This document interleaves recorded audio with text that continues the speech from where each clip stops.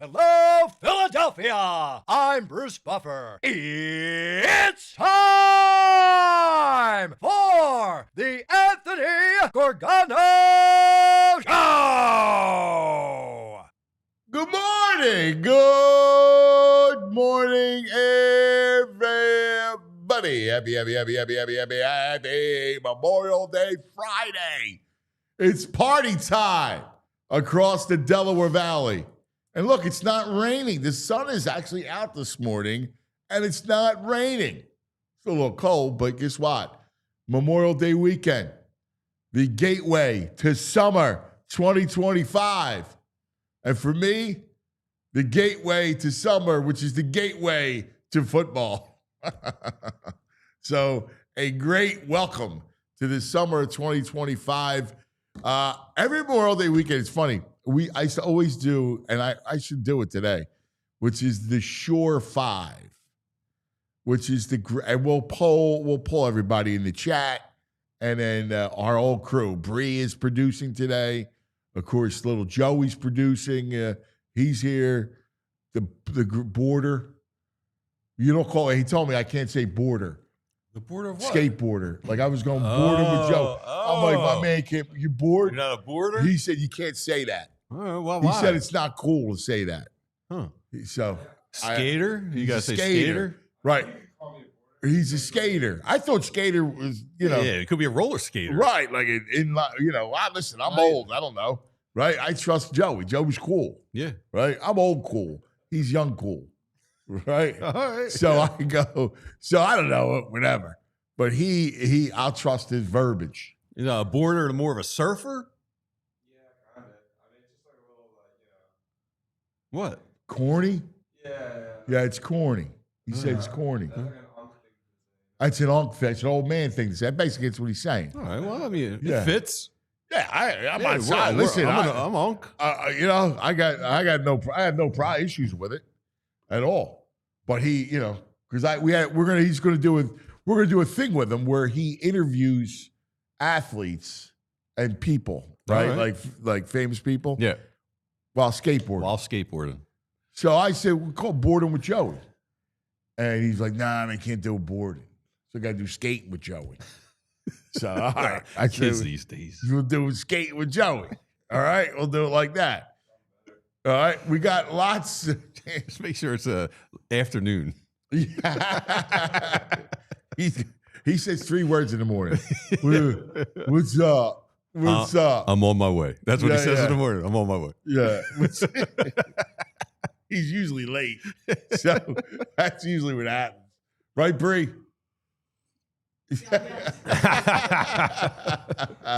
Listen. Listen. This is a great day. It's a Friday. Let's have fun today. I hope so. All right? I'm ready to go. You ready? Got cocktails made? Nah, I'm we'll get ready. some beers. Oh, get some beers. All right. We'll go like 10 o'clock. I'll get beers. Negandhi coming on? Negandhi's coming up in 15 Oh, we get minutes. beers with Baldy. We'll get some beers when Baldy comes on. Okay, we'll toast Baldy. I like Yeah. that. Yes, that's right. Kevin, today was a lot of fun today. Kevin will join us at 9:20. Baldy at 10. Danny D, the AD, TV Todd, the brain, the whole thing's all set up. Let's get to last night. Phillies, Herman Marquez pitched well. Shut him down. Son of a ruined my over team and a half, 7.5 team. He looked good. How? Yeah, I don't know. I But don't that's even a know. game, though, when they're facing a crap pitcher who's on it. In the past, they lose that game. Well, listen, that's baseball. Yeah. Right? But the Rockies are so bad. Mm-hmm. They stink so bad. That, like, Ranger didn't even have great stuff yesterday. No, he did not. Right? But- Like, it didn't matter because the Rockies stink. AAA team. They are horrible. But it doesn't matter because the Fighting Phils, 32-18. Doing just what they need to. Let's rack up these wins against bad teams because competition is going to get better. So they're only 4. It's amazing. They're only 4 games off their pace of last season. Last season, they had an epic start to the year. Last year's season, I felt like they couldn't lose at that round this time. Right. But listen, this is what's weird about things. They're 30. Last year, they were 36-14. And we were like, oh my God, this is the They're winning greatest. again. They won again. They're only 4 games off that pace. I know. I don't know why it feels And it feels very different. arduous this year. But when I look at them, I don't know. I still have that sense like they're not going to lose like tonight. That we got Wheeler going tonight.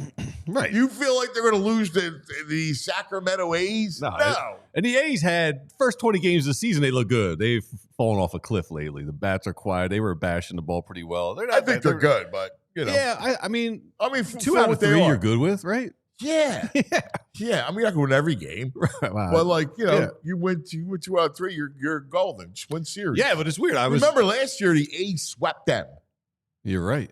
Here at Citizens Bank Park, the A's swept them. So and they scored a ton of runs. The kid Butler went bananas. Yeah, and Rooker. But Butler, I remember, went crazy. Hit like 5 home runs in a weekend. Mm-hmm. It was weird. I did someone called me, come out for happy hour, hanging out with the owner of the one bar I go to. And he's a bit of a cautious guy. But I was like, what do you think of the Phils? It's the Rockies. I don't think they're a very good team. I was like, what? The Phillies are a very good team. Yeah, that's what he said. And I was like, who's got better starting pitching? I hear that too from people. And that's where sometimes we got to just give it up to fun. I mean, he did. Like, didn't the Eagles prove to us that we can have great things? Like, seriously. There's no need to crap on the Phillies right now. No. The Phillies are a good team. No, yeah. Like, I don't. And if you put in a comparison, like, who's better in the National League? Well, thank you, because that was my next point. Yeah. Which is, ask the guy, whoever you were having drinks with, go, dude, do you watch the Dodgers? Do you watch the Braves? Well, he did say, I don't see a lot of out-of-town teams. Right. Right. Because I was you're not watching the sport. What do you compare them to? The 27 Yankees? Like, what are you, nuts? Like, listen, all right, they might have a hole at the bottom of the lineup, whatever you want to call it. Turner's 300. They're 1 through 6. They're hitting. Dude, Turner. And their starting pitching is incredible. Incredible. Like, what's not to, and by the way, quietly, Romano has been pitching well. He's been lights out. Right? The other guy that including myself, I was like upset that they let him walk. Mm-hmm. But he's in gasoline lately. Have you seen him? His stats are out of control. Hoffman? Yeah. He has been Hofburger. He's been getting Rockman, whatever. Hoffman. He's been getting crushed. Little fire, Hoffman. What is his? I'm trying to find his He's ERA, but his crushed. ERA is out of control. It's like 8 or 9. He's at 6 right now. All right, well, but he was like 8. under 2 for a while. And then he ballooned. Yeah. He's been getting rocked. Meanwhile, the Romano is the mano. 9 appearances, no runs, 13 strikeouts. All right. Yeah. I think this Phillies team deserves a little love. I don't know what Fit Dad's CEO says, because Fit Dad's he's got that evil in him. Mm-hmm. All Philadelphians have some evil in them. All right. And it's a matter of us to suppress the evil. Suppress it? No, it's true. I mean, we do a good job of embracing it. But yeah, Dabrowski, he took a bunch of heat. I was included. He made the cheaper moves. Kepler's fine, but Luzardo and Romano are legit moves. Legit moves right now. They look like, dude. You got evil in you. Yeah. You do. You have a lot of evil in you, right? Like you get through those. You're when it comes to Sirianni, yep, Howie, yep, you had evil in you. Sure, Eagles in general. No, not the Eagles. That's going too far. Well, no, you crossed it. I've never had evil towards the Eagles in general. I'm not saying I've never wanted the Eagles to lose. No, but you had the negative. I say evil meaning the negative. Oh, I doubted. Yeah, I doubted the brain trust. But it was more like you doubted, but you doubted with evil. Yeah. You know? Yeah, they pushed me too far. They poked me. Right. But hey, I admit when I'm wrong. I'm here now. No, I know where your heart is. So the evil is just, my only point is, like Fit Dad CEO, I know that that CEO loves the team. He's a great 4-for-4 man. But he's got the evil in him. Yeah, he does. He's got to suppress the evil. Like, that's a big deal. That's why your buddy had beers with Can't we has the evil. Are there moments when we can embrace it, like with the Sixers? It's really hard to suppress the evil of the Sixers. No, I'm not telling you to suppress the evil of the Sixers. All right. We're just we should. No, evil with the Flyers. Like, why? Like, what do the Flyers deserve guff for right now? Oh, they got higher within again. Well, no, they tried it the other way. It didn't work. All right? All right? Maybe, just maybe, they got the right guys for the job, and it just so happens that they're local guys. Yeah. With the ties to the team. All right? Because I'm watching last night, Florida and Carolina, and on the broadcast, they're talking about Tocchet because Gretzky brought up the Gordie Howe hat trick. Oh. And, Tocchet leads all the NHL history in Gordie Howe hat tricks. A goal, assist, and a fight. Right? Yeah. Love it. Perfect. That's what I'm saying. Why do we have to find ill with that move? The whole NHL's going, hey, man, that's a great hire. Tocchet goes back to everyone. Philly. Everyone but Philadelphia Flyer fans. Yeah. Half of them. Yeah, not all of them. Yeah.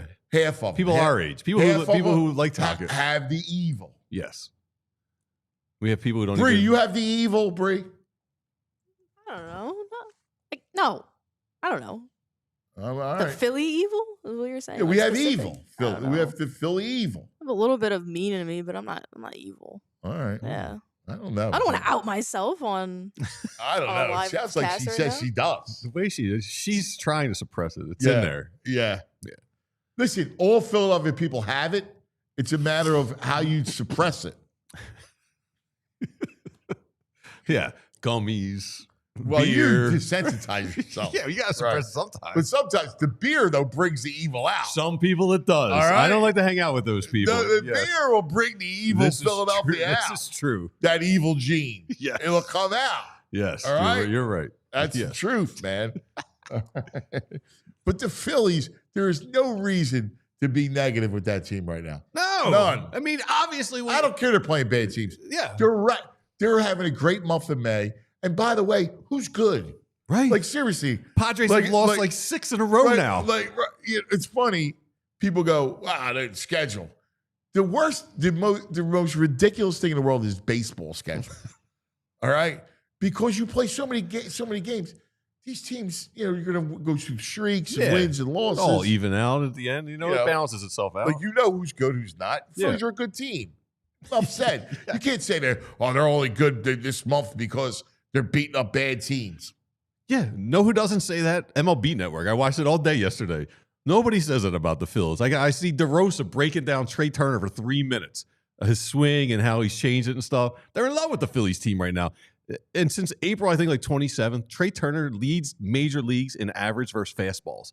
So he's sitting heater and he's just crushing heaters right now. Smashing a ball. Smashing it. Gotta love it. All right. But it is Memorial Day weekend, and we'll get to Fightins. We'll get to the Eagles, the whole thing. I got to ask you, because it's the Shore weekend. Yeah. And I had the Shore 5. So you're not a Shore guy. So here's the deal. I love the Shore. I've never had a family connection with a Shore house. Well, dude, that's a key thing. Because I don't like the day trip and getting sandy and then having to do the half fake shower and get in the car. I hate all that. Well, dude, I don't, listen, like you, I don't really have a Shore connection. Right. Family, we don't have a Shore house. Never did. Yeah. All right. I don't have a Shore house. And now Tooch has one, but, and so he's generous. Yeah. So, I can go down anytime I want. But, again, what am I going to do? Bring all my whole family down there? Like, I'm not going to buddy's do that, house. right? Yeah. It's, he's got his own family. Right. Right. So I'm with you. It sucks, the day trip. And I do the day trip often. Yeah. It sucks. Yes. Because you can't really enjoy the beach. No, the beach is the toughest thing to enjoy on the day trip. Right. You can't, because you're right. The car gets sandy. Yeah. But you're just not comfortable. No. You want to shower. You want to, Yep. there's nothing better. You spend the day at the beach Then you get a shower and you got the glow, the sun glow. Oh yeah, Right? Like you're all, The done best. up. And maybe it's Got a the good hoodie, color. maybe a hoodie night on the boardwalk. Yeah, it's 6, at night. Yeah, you're right. No, it's beautiful. Yeah, come on. My grandparents and stuff, get it together. Someone's got to get it together in my family, get a beach house. Yeah, I hear the you. heck? I hear you. But I do love, I will say this. But so give me your favorite shore. I love Atlantic City. And that doesn't Ew. even involve gambling. Atlantic City. Yeah, dude. The beach is free. It's a really diverse crowd. I don't feel like I'm around a bunch of stuffy, wealthy people. They got that's for sure. They got the Irish pub. They got great dive bars. The Irish pub, No, Atlantic City's Johnny Baltimore's Bar and Grill. Yeah. There's a lot of good But little But restaurants. the beach is not nice. What do you mean? It looks the same everywhere. Once you get on the beach and stare out, it looks the same. Dude, you walk It's a Atlantic mile City- from Ventnor. It looks Dude, you exactly walk- the same. Dude, that's a big mile. Get out of here. No, dude, you walk in Atlantic City Beach, you got things pointing up at you. When's the last time you went on? That beach is pristine. It is, man. gross. It's so underrated. Underrated. Yes. God, horrible. Bree, what's your favorite shore town?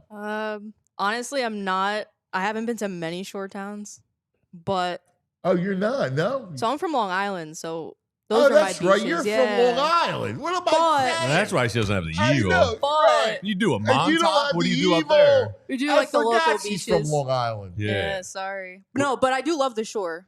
I will say maybe like Well, you have unpopular a good, opinion. I mean, Long Island has beautiful beaches. Yeah, but it doesn't have like all the boardwalks and all of like the All the fun stuff. stay the weekend and everything. Yeah. Yeah. I honestly really like Wildwood. I Well, love was the best. Yeah, I love the boardwalk. favorite. Like, it's honestly pretty cheap to stay there. It's a lot Yes. of fun. You don't have that like AC like casino crowd. And Yeah, it's it's a fun. great time. I always have a good time, like family, friends. Like it's good. Wow, it's a great That's time. number 2 of mine. Joe, go on the mic. Yeah, here. Come on. And you're going to rip Wildwood now. You elitist punk. My thought. Yeah, he's the guy I'm trying to avoid at Oh, AC. yeah. And his crew. So what? That is true. It is way too far So of a walk what? to the ocean. You're like walking. It's like, Okay, and so what's the Sahara Desert? Yes. It doesn't matter that it's a desert. I mean, There's actually real water at the end of the desert. yeah, but Come on, Joe. you like need flip flops. Like it's not like Okay, so you wear flip flops, sandals, whatever, sometimes you forget it. slides. You know, like, Who forgets slides? What are you gonna do? You gonna walk? I just wear sneakers at the beach. I don't even mess Well, with yeah, you're a slides. shoebie. I'm a shoebie. You Yeah, are literally. so- Yeah. You are the legit shoebie. Yeah. You're the shoebie of all shoobies. Yes. dude, the best, Wear socks, sneakers. Yes. the best shore is like Margate. I feel like I'm surprised. Of you don't- course, you're like Margate. Margate. They don't even He's let like me the in Brain. Margate. He's Brain Junior. Oh, my brain is Margate. Yeah, he's Brain Junior. That's like the best bars over there. You ever go to like Tomatoes or something? Like, Yeah, I've been with your father. oh, yeah. Yeah. That's where. That's where. I was with you. Didn't we go? We had a dinner. I think you were there, weren't you? That was an Avalon. Okay. Yeah. All right. The crab dinner. No, we were not that dinner. No, there was another one in Margate we went to. Your mother was there. We had a whole thing. Whatever. The day trips. I don't know. I don't like the day Of course you don't. trips. Yeah, you can't. You know. I mean, Well, your uncle has a shore house. yeah, but like if I go down there, it's like I'm not going down there alone. And like I'm down there with like my friends, and then we end up sleeping on the beach or something. Yeah, well, Sleeping on the it's like beach. that. yeah, I've done that. Yeah. It's like the best. Yeah. Well, we could back in the day. I don't think you can anymore. They're pretty strict down there about nighttime I remember beach waking up activity. on the beach, and the beach, the cleaner that cleans the sand, Yeah. it basically went around us. Wasn't there a horn that could honk? No, it just went around it you? just went like it was like all pristine around. It was a swath. We in the middle, like it went around us, and I didn't even wake up. God only knows when I drank that day, that night. But I didn't even wake up. I woke up like cotton mouth, right, Sure. looking around, and the whole beach is done up, right, except for our area where we slept. The shore nights take days off my life. I swear. It's like we go out there and it's just like a party for however long. Because everyone's just down there, just like there's only one thing that they want to do. Everyone wants to do is just like go out, have fun, stay on the beach all day, Yeah, go out all night. it's So much fun. well, it's called vacation. What do you like to do? You want to go relax, go in the water, get the sun, Smell the nothing- seawater, sea air. Right. You want to do all that, and then you want to go eat and have a couple drinks and enjoy yourself. Dance and then hook up like Dance, for you. dance and hook up. Yeah. For Joey, where I used to do back in the day. Oh, you cut the rug? You dancing back then? Ah, yeah. We used to go clubbing all the time. Yeah. Oh, dude. nice. You nuts? Without a doubt. How do you think you hooked up? I like to see dancing cuz. Yeah. Are you kidding me? What do you? I mean, and then I like Wildwood. You go to Wildwood because they have all the. I mean, they all have all the food, but there's something about Wildwood. When I used to eat everything, you get the sausage sandwich. Oh, dude, you get the Wildwood pizza. Boardwalk is the best food. Yeah, I mean, it's the best. I mean, like that shore pizza, whether it's Ocean City, Mac and Manco's, Wildwood, Max, it's got that taste to it. Something about Shore pizza yes. is a great thing. Like, I couldn't eat it all the time, but like in the summer, a couple times, it's a treat. I love it. Yeah, and you're fine. It's like $9 a slice. You're fine paying it. It's like Yeah, no, pizza. they rook you. Rook you. Yeah. It's the whole thing's a ripoff. Oh, I totally. mean, like, nothing, right? Like, it's gotten Dude, the games million are times out worse. of control. Was that It's gotten $5 a million game now? Yeah, it's a million times worse. Like, it's crazy. And then you got all the thieves. Like, yeah. oh yeah, all the thieves that run the games. Oh yeah. And the t-shirt thieves. Yes. I'll never forget. The boys were little, and we went down for the weekend or something. And Tam said, "Let's get the boys a t-shirt." Now I know it's common. Like win a t-shirt or buy a t-shirt? No, buy a t-shirt. Oh, They at wanted- those stores? Anthony got like a Jurassic Park. And Yes. Moscow got something. Yeah. Wildwood. Right. I don't know. Whatever it was. Yes. Right.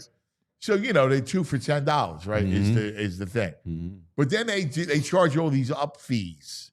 They upcharge on the shirts? Yeah. Oh, cause they want to charge you.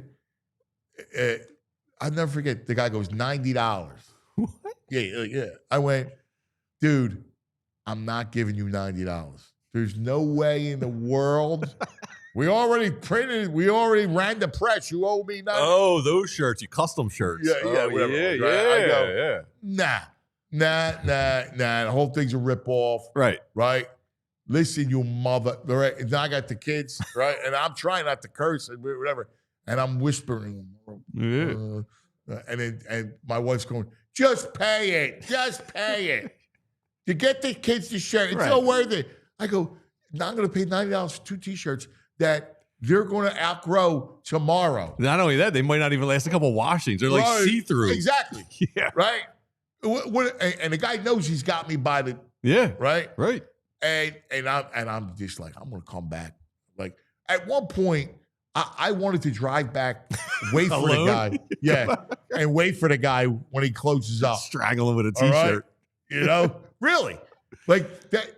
One time, I want to extract revenge on the entire boardwalk. Like I love it, but come on, dude, you can't charge me $9 for a slice of pizza. Right. All right. Cost you $0.25 to make. Right. And I know it's a small window, they're open, but you can't Like, you can't gouge people when they're just trying to have a vacation. Yeah. Like I love the fries. Yeah. Right? But come on, dude. You get 7 pounds $27. You get 7 pounds of potatoes for $2. Yeah. I mean, stop. It's not like these are organic. Come on, we nuts? Organic, locally farmed potatoes. I mean, you're organic. Are you nuts? I can taste the Monsanto pesticide on my fries now. Yeah, it's ridiculous. All right, lots to get to. Well, the sure will be part of it throughout the entire show. And we're going to talk to our man, Kevin Negandhi. Yeah. Love Kevin. I don't know if he's got evil in him, Kev. No. He seems pretty nice. He might be an anomaly. Kevin has no evil. Nah. He doesn't have evil. I don't think so. He gets us, but I don't think he's got it. Well, now I'm thinking about it. Yeah? Yeah. All right, Let's talk to see. him about it. All right. It's the Philadelphia Evil. Ask the chat about the Philadelphia Evil. All right. And if the truism about the Philadelphia Evil. Let's talk about the Bet Park Sportsbook online casino app. Yes, that's it. It is the Bet Parks app. Where are the Phillies tonight? Phillies and the Athletics. Oh, it's Wheeler. Oh, so Wheeler's got to be This is like 250, 260. Like an OG City series. Yeah, A's A's Phillies. Bills, Yeah, it's great. Wheeler's got to be a big favorite tonight. All weekend long. And by the way, the A's play in a minor league ballpark in Sacramento.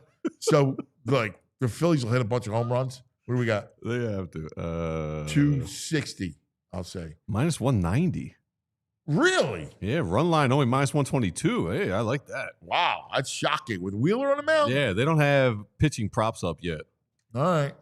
And then we got NBA, NHL. My Oils, they better do something tonight or it's lights out. Well, it was weird that when the oil would happen, The third period implosion. 3 straight power play goals. Meanwhile, Florida's nasty. Yeah, I don't like them, but man, they're nasty. I hate them. I hate them too, Florida man. having good hockey teams. I hate them. I'm rooting wherever it is, Stars or I'm oil, with you. Yes, We're rooting. I'm rooting Western Conference all day long. All day long. Yeah. And then Stars are OKC. minus 121 tonight. OKC last night too. Mm-hmm. Yeah, that was it. We got it tonight. Anything on the basketball tonight? Oh yeah, we got Pacers and Pacers. Knicks. Game 2. Knicks minus 6. Knicks are 6. Mm. I still can't believe they lost that game. I still can't believe The that. Was stats that incredible. come through, like the one in like 4,000 games. Amazing. Anyway, all that stuff is on the app. You can play. There's always another way to win too. The casino. Yes, live dealer, blackjack, roulette, craps, you name it. They got it all. Check it out. All the hot slots. What do you play now? Oh, they got a new one. Medusa's Golden Gate. Medusa fan. I don't know if it was from Clash of the Titans, the movie, but I always like the Medusa story. Hair, snakes, yeah. Turn you into stone? Yeah. Yeah, I'm down with that. All right. So check it out. You got to be, in fact, new customers get up to $1,000 casino bonus back. You got to be, check out betparks.com for all the details. You got to be 21. You got to be in PA, New Jersey, Michigan, Maryland, Ohio. If you have a gambling problem, please call 1-800-GAMBLER. Also, let's talk about Rothman Orthopedics, rothmanortho.com to make an appointment today. You're feeling a little bit, back out of whack. You got stuff going on. You're a weekend warrior. You're beat up. You need to get fixed. You got to go to Rothman Orthopedics. Okay, we've all been there trying to push through injury, nagging pain, and it just doesn't get any better. That's why we trust, and all of us, VG with his neck, me with my Achilles. In fact, Frazier with his neck. Big time things, right? Rothman. They have a team of doctors for each body part: ankle, shoulder, elbow, back, neck, knee, Achilles, right? Like ankle. You got it all. All right. Check it out. So if pain's slowing you down, it's time to take action. Head over to rothmanortho.com/PHLY. Schedule your appointment. Don't wait. Get it taken care of. You'll be back. All right? You'll be back doing your thing that you love. That's their mission, by the way. Rothman Orthopedics, your mobility is their mission. All right. Now let's talk to our main man, the great Kevin Negandhi, hometown hero, ESPN, ABC. Kevin! Good morning, fellas. How we doing? Kev, do you have the evil in you? All right? Now let me explain. Okay. I believe that you know the story of original sin, right? Yep. So I believe that all Philadelphians are born with original sports sin. So we all have a touch of evil in us. All right. Yep. And it's just a matter of, do we suppress it or have we killed it over the years? But I'm listening to people just pick at the Phillies. Pick. Rob Thompson, the lineup, all this stuff. And meanwhile, they're only 4 games off the pace of last year when they were historic. Oh, it's the schedule. Look around you in Major League Baseball. Who's better in the National League? Kevin? Yeah, you're right. I think everybody's protecting themselves. You want to know why? Because of last year's experience, how they were off to an incredible start the first 3 months. And then you look at what they did in the offseason. They still haven't figured out their center field position. They boom off to a slow start. You had that. You thought you had that figured out a year ago. And then the bullpen. And no one trusts the bullpen. And then losing the most reliable guy in the bullpen is killer. So I think I think everybody's setting themselves up to prevent any heartbreak. That's why they're playing all these scenarios out. But they're winning the games that they have to win. What else do you want them to do? I don't get dominating. Like, it's not like, Yeah. listen, the Rockies stink. We know they're a AAA team, but the Phillies Totally. buried them for 4 games. Buried them. And not only do they stink, we may have watched the worst baseball team in the history of the sport. Think about this. Yes. I mentioned this on social yesterday. The Phillies won their 32nd game of the season yesterday against the Rockies. The Rockies are on pace to win 26 games all season. The Rockies would have to play 200 games to get to 32 wins. That's how bad, historically, that's how bad they are. The good thing about this the White Phillies team, Sox of last year are like the 27 Yankees. They make the White Sox of last year look like the Bronx Bombers. The one thing about this Phillies team, I think that winning the series the way they won the series against the Rockies, they wouldn't have done that 2 years ago. They would have played to the level of their opponent, and we would have lost our mind, right? So that's the one thing that I was really pleased about. No matter what, they found ways to win. They're beating teams on the schedule, and that plays a huge role. Now you got a series against the A's, right? You win the series, and if you can pull off a sweep, even better. And then you just stack these W's because you're going to play, the Mets. You're going to play the Dodgers. You're going to play a ton of tougher teams down the road. You build up right now. You build the momentum up. It gives you a nice soft landing later on. Yes, without a doubt. Without a doubt. Let's get back to your point about protecting your heart. All right? Yeah. All right. I mean, I think that's a cop-out. All right? Really? Yeah, I do. First of all, the Eagles should have cleansed your heart. All right? The fact that the Eagles, in just a short period of time, win 2, and last year are the best team by far, the most dominant team of this century. Listen, it's not like the Phillies haven't won it. We've seen the Phillies win it. All right, it was a few years ago. They won it. They're a good team. I don't think I don't think the evil is warranted. I believe, like, I got Sixers evil. All right, my evil comes out with the Sixers. All right. All right, that's when I grow horns. But the other 3 teams, this Phillies team, I'm enjoying them. All right, we'll see what happens at the end of the year. But they don't deserve the evil. I don't think they deserve the evil either. I'm with you on that. Totally with you. And listen, the Eagles and what they did, I think I've always heard about this honeymoon period and how long it lasts. And people have said it lasts 5 years. I don't think it lasts 5 years. I think it usually lasts 2 or 3 years in sports. With the team that you love, if they win a championship, it's a 2 or 3 year window where you're like, okay, I'll take this loss. It's not that bad, right? But I also think that we put in a category where that's just the Eagles experience. We have a great ability to carry the Phillies experience from last year's Phillies experience. It doesn't carry over. Right? I agree. The only time I saw it carry over is when the Eagles won the Super Bowl in 2018 and it blended right into the Sixers win streak. And they were so hot in February into March. And you were like, oh my God, this may be a special run here. And we may be in the golden age of Philadelphia sports. And then we saw what happened. So I don't think we're blending this in with these teams. I think we're protecting ourselves from individual experiences of individual teams. You're right. They're all separate roads. They're separate paths. I agree. I love what you did. You called it the experience, right? The Phillies experience. I'm completely with you. My argument is that the Eagles were so dominant that it should transcend.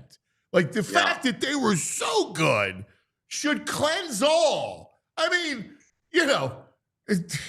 the Lord comes down and says, here you go, Philadelphia. You just got to say thank you. I agree to a certain extent. And if this was the first Eagles Super Bowl, different story, right? I think I think the way the last 3 years have played out with the Phillies, I think there's I don't want to say frustration. I think there's just a kind of like when Andy had his run, right? Get spoiled, but you're like, okay, all right, we're good.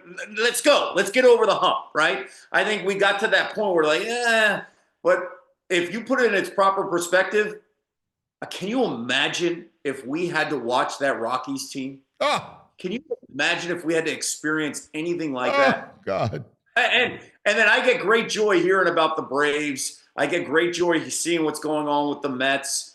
I get great joy seeing about, like, can you imagine if we were Marlins fans or Nationals fans? Yeah. So this window right now, we've got to lean into it because remember what happened to the teens and how lost we were after what happened in 2011, 2012, and we were just in no man's land, right? For that 5 to 8 year stretch until Bryce decided he wanted to come to Philadelphia and everything completely changed. Yep. That's wisdom. Wisdom. All right. Let me hit you with this. Yeah. Well, I got to go college football next because of the news. All right. Oh yeah. How are you getting college football into this today? Because Memorial Day weekend. I got plenty of stuff to talk to Kevin about. All right. But I got to cover the college. All right. I love what they did. What they do? What they do? What they do? They changed the seeding. Yeah, it's the seeding now. Oh, the seeding. all right. The regular season matters, VG. It matters now. You won't see the 12 seed ASU now getting All a right. top 4. So conference champs don't get the bye. Weak conference champ doesn't get the bye. You're not rewarding conference champs. All right. Just because you won the conference, you may have 3 losses, and suddenly you get a bye in the quarters, going into the quarters. How'd you not know that? It's a big deal. It was an early Phillies game, and then I had a happy hour. I was zoned out, man. I was loving it. When do they go to 16? Because they said that basically they're gone out. When do you think it happens? I think when I think we're, I don't want to put a year on it, but I think we're 2 years away. It's when they figure out when the SEC and the Big Ten can find a way to get potentially 4 teams in from each conference, then you'll see expansion. That's kind of how I see it. They want to, the Big Ten and the SEC are still trying to flex their power in every single meeting to let everybody know, hey, this thing doesn't move without us. Understand that. And we need to have 3-4 teams that have to get in no matter what. And then with that, then the other conferences will say, then you have to expand it. Right? I think that's what happens. And also, TV plays a role. You know that, Ant. Like, yeah. When the dollars are put out and the adjustments are made, then you'll see it. Yeah. In fact, I think I was hoping they would do it now. Because I think 16 is a great number. I think 16 is I'm with you, a fantastic number. I'm 100% with you. I also think, and here's the other thing, schedule. Yeah. Right? 16 teams, then you have to figure out the schedule. And when they're going to play, when you can have times, taken care of, some of these, conventions and arenas, they're all stadiums, they're all booked 2-3 years in advance too. Right. So you've got to do this where it's like, all right, we're laying the groundwork and then we're going to have openings down the road to fill these spots when we can have our teams playing these although I love playing on campus. No, I get that. I'm saying by expanding 16, it are you changes the dates. An extra week? Yeah. And then that pushes down the, semifinal and the national championship at, a neutral site. So wouldn't you just utilize December? Like they have that 2-week lull, really 3-week lull. Like, why not just play through December and make December the new March for college basketball? I imagine that will happen. I think, the sport's still very old school. The sport still has some tradition, even though they've bucked a lot of it. And I think, like we're used to, now we are over the last decade and a half, or 2 decades maybe, of the, conference championships, the first weekend, Army, Navy, the second weekend, along with the Heisman, more and more that's shrinking those first 2 weekends, right? But the conference championships are going to still play a role right now until they figure out what their expansion is, because you have deals with TV Yeah. networks. You have Yeah. deals with the idea of making more money. That's what this all comes down to. Do you, at what point does the SEC and Big Ten just make it an offer to ACC and Big 12, an offer they can't refuse, and just go, let's go.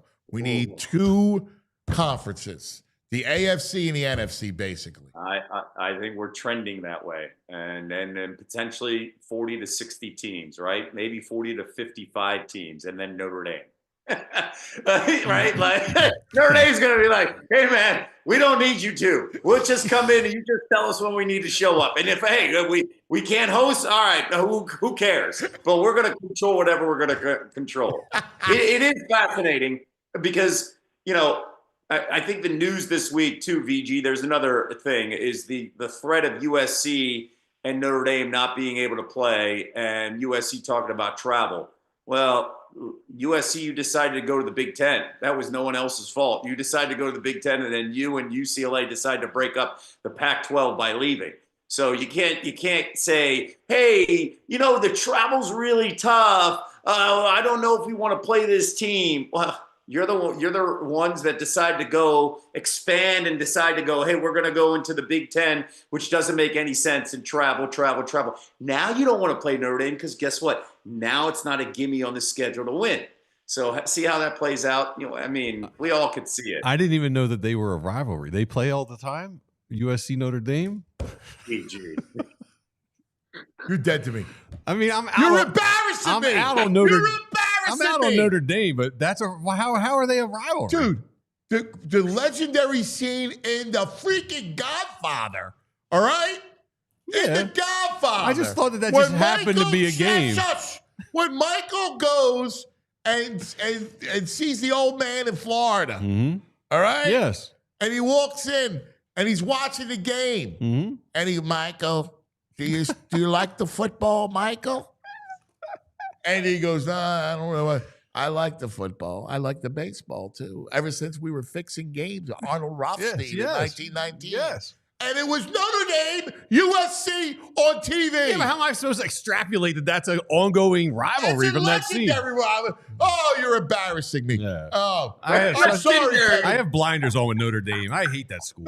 Shut up. You're out. You're out. You're out, BG. I'm like Michael. You're out, Tom. I'm like Michael. Do you like football? So I got to ask you, right? Like, as we're talking about this thing and it plays out, I'm looking at Penn State.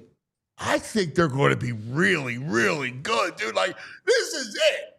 Like, this is the year that Franklin wins. And this has to be the year that Franklin wins. I mean, you talk to some of the players in the team, they came back, just like I think Ohio State decided to come back, and many of those guys, right? I think this is the year. They had a handful of guys that could have gone in the draft, and they said, we got unfinished business. And this is the year. This is the window. Why is this the window? Because if you look at Ohio State lost a ton of talent, but Ohio State can replace them. But they still have that window where they have to figure out the quarterback position. Michigan is in the same spot where they still have to figure out their quarterback position.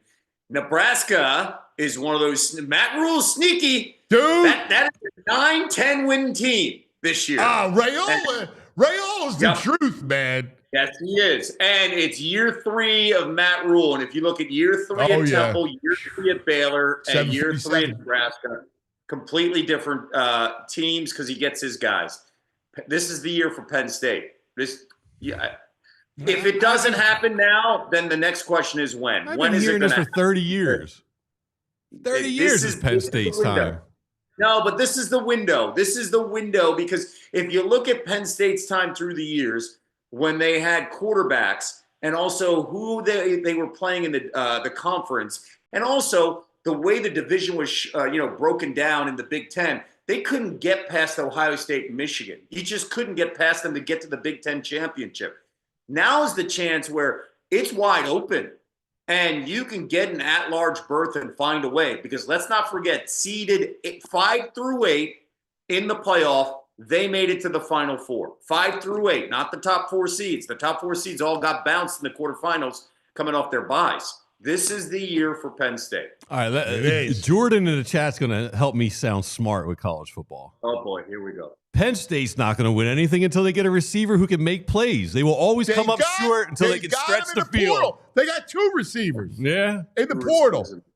Yes. Yes. And you know what? Jordan makes a great case. If they had 1 or 2 wide receivers that were game breakers Last year, you're talking about a completely different run there for them, and which still boggles, I think, anybody that followed the sport last year, how they didn't get anybody in the portal that make a major impact to help Tyler Warren and that fantastic backfield. I still can't believe it, can't get over it, but now's the time.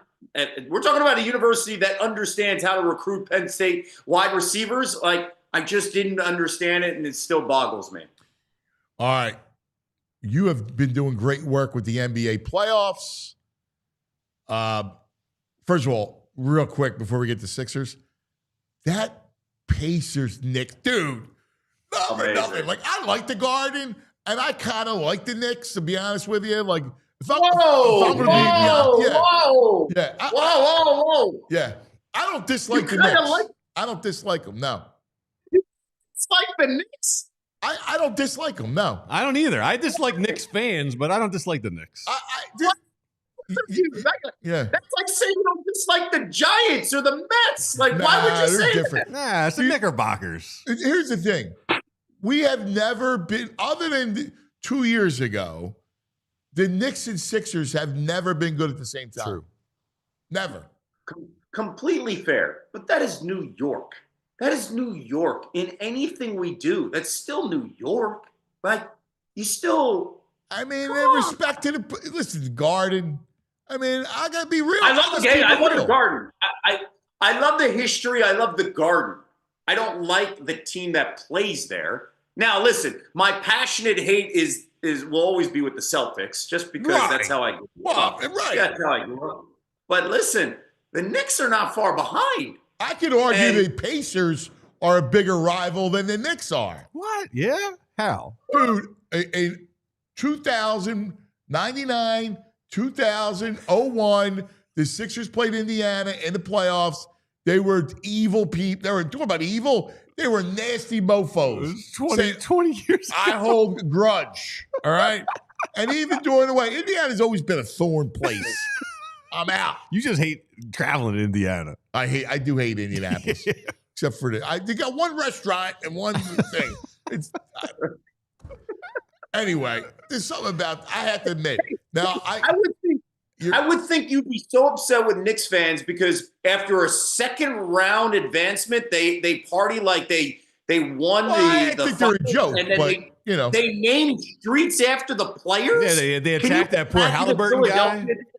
Can you imagine if Philadelphia did that? The ridicule we would face from the entire country. If we as a city did, hey, we advanced to the finals and got out of the second round. Let's name all these streets after everybody. Like, are you kidding me? I could not believe that played out. Yeah. I couldn't. No, you're right. Everything you say is correct. I don't know what it is. It's the only team.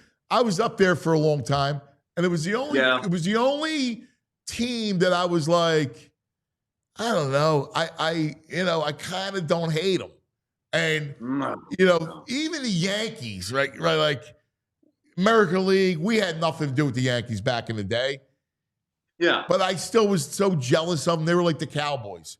The Knicks, I don't know. Like they never won, right? You got to go back to 1973 or whatever. Like, whatever. Earl the Black Jesus from Philadelphia. Mm-hmm. I was like, but I listen. I hear you. They were the pest in the 90s. I was so happy when Jordan would dunk on them. Yeah. I was so happy. Yeah, John Starks fan? Listen, I know John, nice guy. I think many of those guys are nice dudes. But that uniform, man, I thoroughly enjoyed when the Bulls would torture them. Like back then, I agree. You know what it was? You know what it's too? I really like Brunson. I love Brunson, right? I love the way he plays the game. Jalen is fantastic. I do. I love Josh Hart. So good. And not just the Villanova. I love the way they play.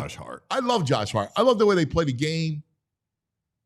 I think Jalen Brunson is so freaking good and so talented and so self-made that I really admire the way he plays. Yeah. He's just so intelligent and so smart. I do not like the Knicks. Well, no, and listen, the fans though, they deserved it. Worst. Like the way they lost that game was a Curb Your Enthusiasm episode. It was unbelievable. And it was one of those moments, Ed. It was legit one of those moments where I was like, thank goodness the Sixers are not in the playoffs, because I don't know if I would have been able to handle this.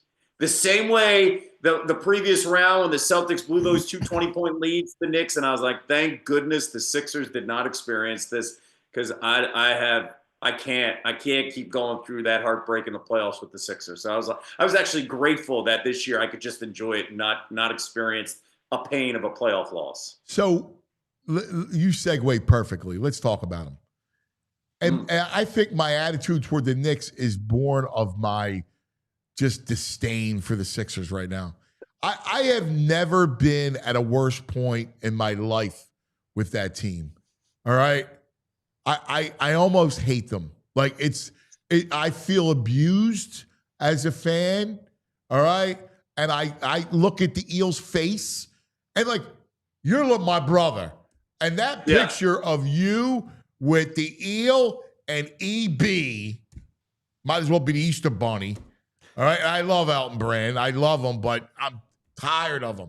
I see the two faces. I saw like my brother, I smile. Then I see the two creatures behind them, and I'm like, oh. Hey, listen, take it easy on those two guys. Take it. Listen, I know you're frustrated. Talking to you, Ian. Hey, frustration I get, but they've got the 3rd pick. And I know you're not really crazy about Ace. I feel really, really good about their position and what they're going to do. So, what they're going to do? Well, you do know that they're kicking around the idea of trading that pick to Phoenix. I know. I know. You would do that? Please tell me you wouldn't do that. Please tell me. It's the ridiculousness. I want to see what they're going to do, what the flexibility will give them. I want to see it. I will not make any judgment, and I will not make any judgments until I know what to give them your loyalty and trust to them because you took Tyrese Maxey. I took Tyrese Maxey. For me, both took Tyrese Maxey at 21. So trust me. I'm telling you. You know what? I will join you if certain things don't happen. I will join you when certain things don't happen in a couple of months. And we will talk about that. Well, give me. Let's talk in generalities. Wait, can I? No. Let's talk in generalities for a second. So you want to get Durant, and that means you're going to get who else? I don't know. Let's see what happens. You know something. You know something. I know when you know something. You know something. I am being as patient as possible, but let me tell you, I will be probably where you're at. Let's just see where we're at. Let's see where we're at in the next. If they trade, if this whole thing is to trade the number 3 pick and George for Kevin Durant, and that's it. We're not even talking Sixers next year. Wait a second. Time out. You would not talk about the Sixers having a top 10 player of all time on the roster who can hit any shot. Kevin Durant is that good. I'm sorry. What year is this? Wait. 2025. Hold on. ChatGPT. How old is Kevin Durant? I don't care. This window is the window. The window is the 36. window. I don't care. 36 to go with a crippled Joel Embiid. That's going to win. And by the way, what's KD won in Phoenix? I'm sorry. Well, he's 1-0. Where are they at? Oh, what did he win in Brooklyn with the other 2 stars? 1-0. Oh, it was a disaster. And so he's going to come here, pair up with Joe. Listen, I got no ill will towards Joe. All right? Pair up with Tyrese. Pair up with Tyrese. And then you basically find a way, have the perfect spacing. Are you kidding me? Like at 36? Come on, bro. You and I probably have agreed on 99.9% of things. Exactly. This one, you're out of your mind if you think that's going to work. I would love to see it potentially happen. I would really love to see it potentially any glimpse of an asset for the future, you just want to pee away for an old man.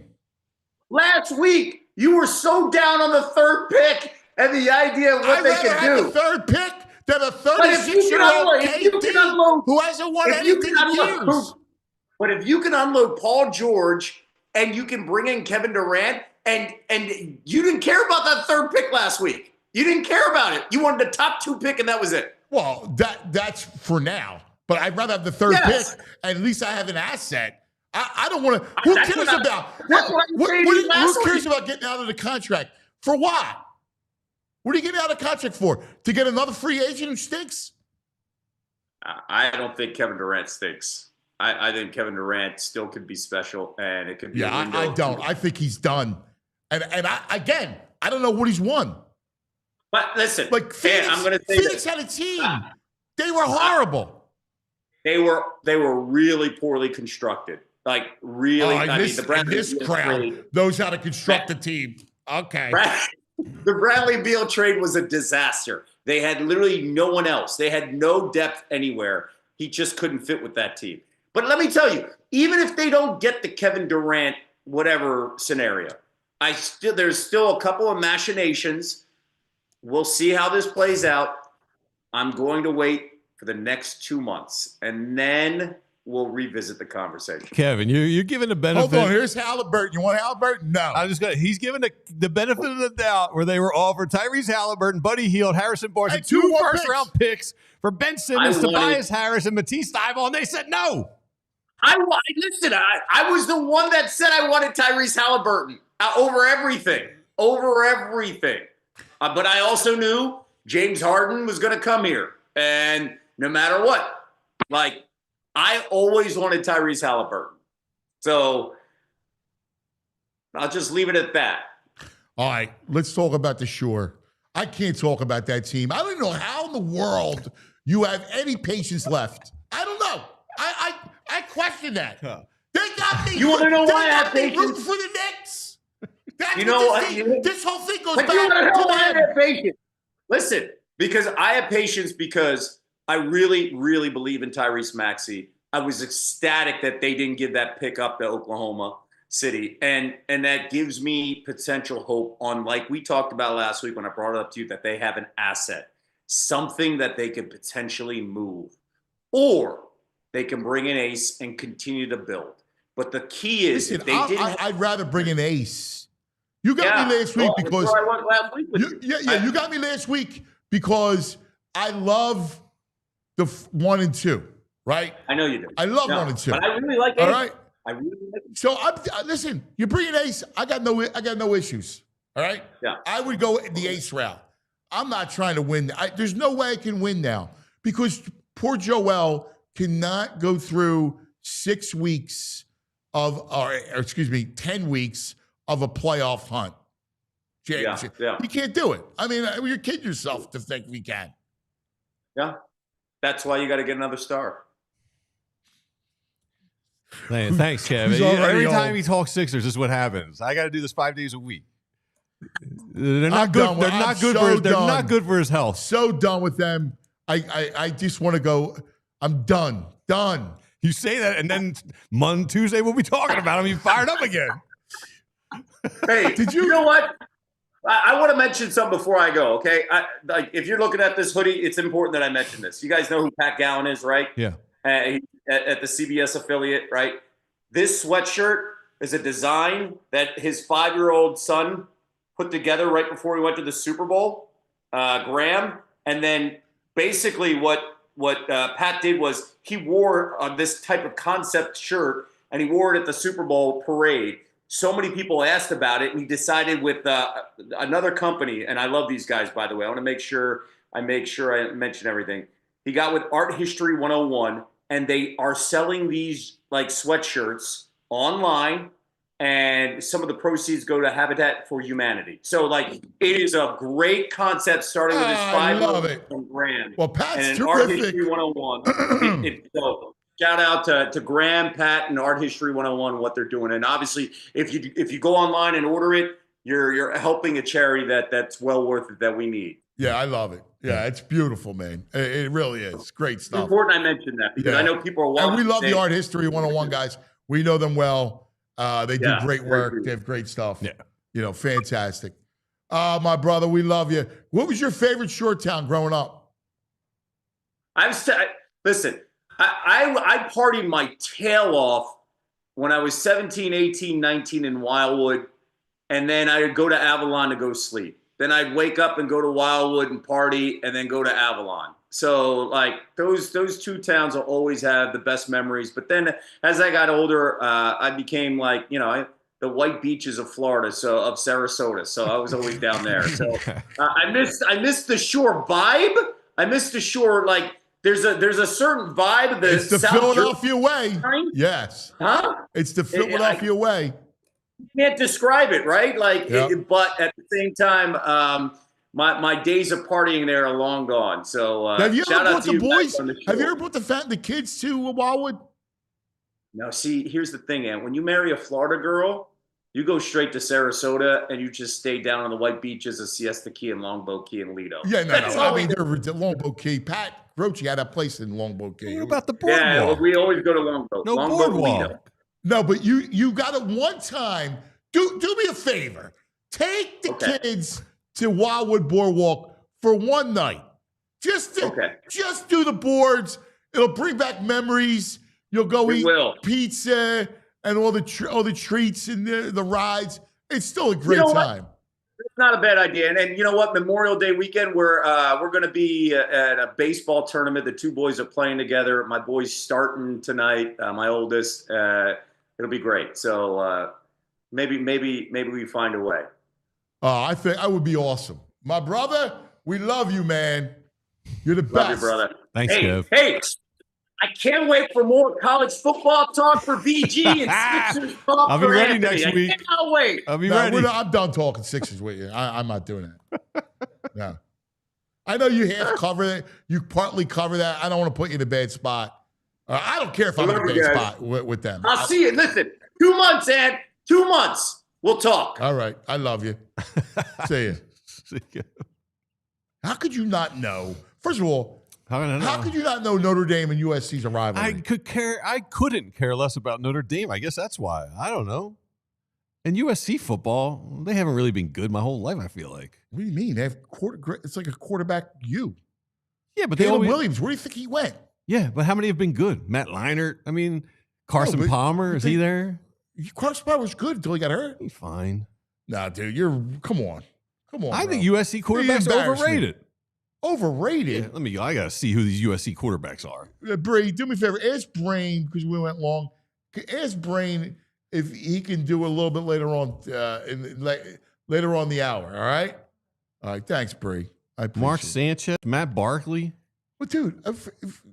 Rodney Pete. No, but the point, Todd Marinovich, Matt Castle. Dude, I'm trying to tell you that that program is legit. It was always a legit program. How could you not know USC Notre Dame? Stop trying to make excuses. Just own it. Oh, I own it. I don't know it. I'm proud that I don't know it. You kidding me? And he wants to do that trade. Baldy wouldn't do that trade.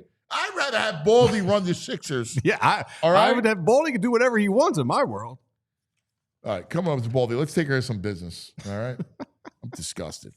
Kevin Durant is 1,000 years old, 36 years old, who hasn't won anything. He's going to come here, and all of a sudden they're going to be a contender. He's a two-time champ, isn't he? I can't. Yeah, because he went to Golden State. Come on, man. Come on. I can't. That franchise irritates me. Ugh. All right, let's go and talk about Parks Casino. Something Love that makes Parks me happy. Casino. All right? Yeah. Parks Casino, Street Road, Bet Salem. Yeah, baby. Has it all. Action, excitement. All right. They got everything, including Kansas. Carry on your wayward son. There'll be dreams when you are gone. Lay your weary head to rest. Don't you cry no more.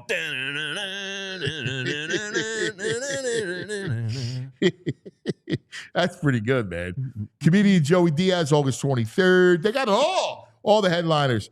Parks Casino, our casino of choice, has it all. Action, excitement, headline entertainment. Thousands of hot slots, state-of-the-art sportsbook, beautiful poker room, all-weather beer garden, collection of award-winning restaurants. Parks Casino, this is how you win. Tickets on sale now for these headliners. May 30th, Ashley McBride. Never wanted to be that girl. Never wanted to hate myself. June 6th, Taj Mahal, Kevin Moe. Woke up this morning, mama got those Statesboro blues. Statesboro, Georgia, that is. July 3rd, Gary Clark Jr. Here come on up, though. He come growing up slowly. You singing, Joey?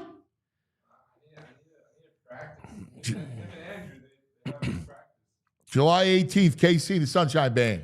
Do a little dance, make a little love, get down tonight. Woo! Get down tonight. September 6th, UB40. Red, red wine. September 20th, Australian Pink Floyd. Breathe, breathe in the air. Don't be afraid to care. September 27th, comedian Russell Peters. November 15th, Bill Murray and his Blood Brothers. Bill Murray. A night of blues and old-time rock and roll. Don't forget dinner and drinks for the show. Liberty Bell Gastro Pub, Beer Garden, Parks Grill Steakhouse, Bamboo Noodle House, Chickies and Pete's, ParksCasino.com to buy tickets for all shows. Parks Casino, this is how you win. You got to be 21. Gambling problem, call 1-800-GAMBLER. All right. Now, are you in for a new ride? You need a new ride? Yeah. All right. I got you covered. In fact, I think Tooch said he's got to go. He's got to buy a new vehicle for the girls. Nice. I go, listen, I got it. All right. What are you looking for? Looking for Mitsubishi? All right. Kia? Yeah. Dodge Jeep Ram? Any of them. All under the Folk Auto Group. All right. Like Cherry Hill Mitsubishi. You're looking for the most affordable 7-passenger SUV in America. CherryHillMitsubishi.com has you covered. 2025 Mitsubishi Outlander. They're celebrating Memorial Day savings all month long on their massive selection of budget-friendly and gas-sipping, not guzzling, sipping. I like that. Mitsubishis, yes. You got to go see Bill. All right? Bill runs Cherry Hill Mitsubishi. Bill put me in an Outlander? Yes. Yeah. Yes. In fact, I didn't know this. Mitsubishi Motors' #1 in customer satisfaction with dealer services among mainstream brands and SUV owners. That's not me saying it. That's J.D. Power. All right? Yeah, they know what they're talking about, those J.D. Power people. That's it. Combine that with the best warranty in the automotive business, 10 years, 102,000-mile powertrain, 5 years, 60,000-mile bumper to bumper. Don't settle for less warranty and be on the hook for costly repairs down the road. Don't do that stupid. All right? Stop in this weekend, test drive. You get a $100 restaurant.com gift card. Just for showing up and hanging out with them. That's it. Yeah. All right? Mention PHLY, mention me, and you'll get a great hookup. All right? Great hookup. Now, I know people buy Mitsubishis elsewhere. I just don't know why. Drive home your new Mitsubishi today. Minutes from all bridges. Available online 24/7. CherryHillMitsubishi.com. Ask for Bill. Tell Bill I told you. Now, time for the legend. Now, I'm dying to see what he's got cooking for Memorial Day weekend. Yeah, I want to know if he goes over the top or if he's just going to be like, I'm going to do some dives. Well, he's doing dive. Cook some burgers. Right? He's got the shark dive. Oh, yeah, that's right. Was that I don't know when I think it's this weekend. He's In crazy. fact, I just saw a commercial for Shark Week. It's coming up. All right. I love Shark Week. Baldy.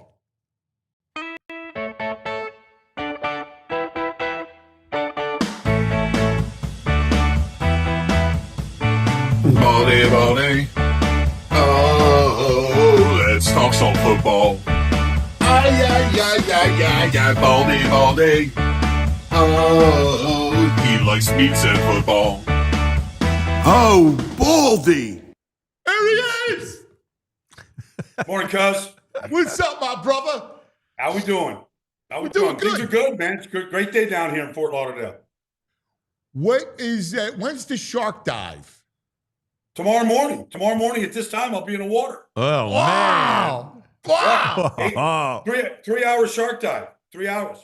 So Yeah, what? eight- So, I'll be heading up to Jupiter tomorrow morning, like around 6:30. Have a cup of coffee. I'm kind of want to see. Like I've been in a shark cage, but I've never done a shark dive. And this isn't scuba. This is free diving. So what I'm hoping is that the adrenaline kicks in. Like I can hold my breath longer, swim faster because I have to. So I'm kind of like using myself as a guinea pig to see just what the adrenaline kick is like when the sharks are circling. wow, that's good. So what happens, right? So you go on a boat. Like, explain the whole thing as they told you. I don't know. Honestly, I don't want to know too much. They chum the water.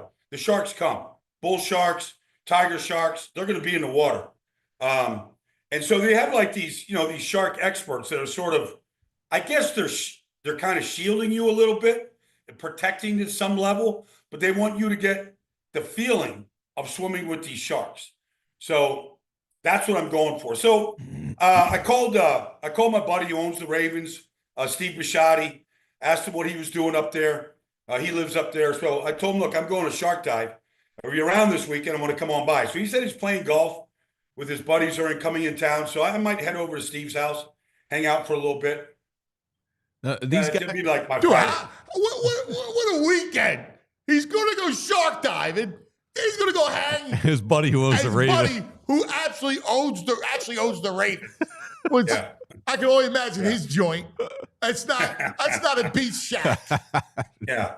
Yeah. His brother lives up there. His brother lives in like Palm Beach. So like they're always hanging out together, So yeah, I just figure I have a lot. There's like Jupiter's this place.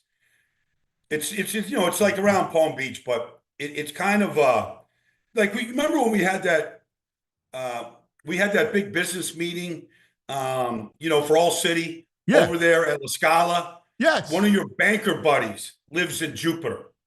Like Yes. a lot of people, like I have a lot of coaches retired Yes. and moved to Jupiter. Yes. So I'm just going to go through my Rolodex. See Yeah, who's up Travis. Yeah, in fact, I'll hook you up with Travis. there. Let me know. In fact, Let me know. Travis. Like Travis. there's another town like right next to Jupiter, or it's inside of Jupiter. I don't know how I've never been there, so I'm going to go check it out. Well, you and Travis will do well together because Travis' girlfriend is from Colombia. Oh, okay. Yeah. All right. That's a good choice. Yeah.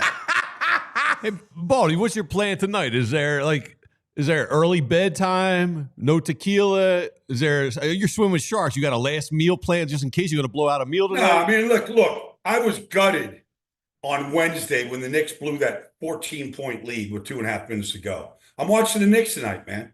Like I'm cheering the Knicks on. I'm the biggest Jalen Brunson fan there is. I want to see Josh and Jalen. I want to see Mikal Bridges. I want to see Villanova's best go out there and take down the Pacers tonight. So I'm nothing big. I'll be up at 5:30. I'll be up in the sun tomorrow. But you know how I'll be getting runners will ready. load I'm up. not going to be able to sleep. I'll be too excited. You know how runners load up on carbs? Is there anything you can eat the night before for lung capacity increasing in the morning? Nah, steak is good for everything. Let's have a big steak. Go over to Ocean Prime. Ocean Prime's a new restaurant over on the Intercoastal. Go over to, get their big ribeye over there, man. Maybe a shaved ribeye. Yeah, nothing too fancy. Watch the Knicks crash early and then just get up, wide-eyed, bushy-tailed, ready to roll. Now, those people who are swimming with you, will they like try to notice aggressive behavior that might start to happen to warn you guys? I hope so. I hope they do. Like I hope they don't leave it all up to me. I'm not that. I'm not that experienced. No, I've only seen one bull shark in my life, and that made me nervous. So I hope they handle all that for me. Yeah, I mean, they're not going to have people come in and put them in grave. You already got sharks chumming the water. Yeah. They know better. They're not going to have him They're out like there. shark whisperers. Yeah, they're not going to have him. Big I shark just food. want to come back with 10 fingers and 10 toes. Yeah. I want to come back with it all. I'm not out here like this isn't. I don't know. Like I think there's some things that are crazy out there. Bungee jumping seemed always kind of crazy. This doesn't seem crazy, But I do Yeah. want to. I want to have. I want to have that feeling. Like I want to take. Like I want to take my breakdowns to a new level this year. I feel like if I've got sharks circling me, that will come out of my voice when I'm talking about the Eagles pass rush or Jalen Carter dominating Tyler Booker in week 1 and whatever it might be. Like I want that excitement to come out. You know who would do stuff like this, and he actually truly is the modern. I think Baldy's the modern day Hemingway, because that's something Big that Hemingway Ernest fan. Big Hemingway fan. That's something that he would do. He would, because when you were talking about your voice, I mean, that was to go and experience life at its fullest. Like he fought in a war. Yeah. So he could find that voice. For whom the bell tolls. For whom the bell tolls. Correct. Yeah. Wanted to see what it's like to be. I went and ran with the Bulls in Pamplona because of The Sun Also Rises. Yes. You know, read that book. So, yeah, I've read all of. So are my you sister was an English teacher. So she made me read Hemingway. The because greatest. She was worried that I was just going to be like a jock and not read. So she made sure I understood simple sentence structure and good storytelling. And that's what Hemingway did. The key to good writing, active verbs. Active verbs is the key to good writing. I agree. I agree with that. No, why he said, "Are you kidding me?" But are you hoping to touch like a bull shark in the wild, or you just want to swim amongst them? Like I don't really want a tiger shark coming at me where I got to push the nose of it away. I don't really want to do that. But if they convince me that this is like the prop, it's like, you know, training a puppy. If this is like sort of training a puppy, you know, and you got to do certain things like smack it in the nose, then, you know, then I will do it if they convince me that this is the right thing to do. Yeah. All right.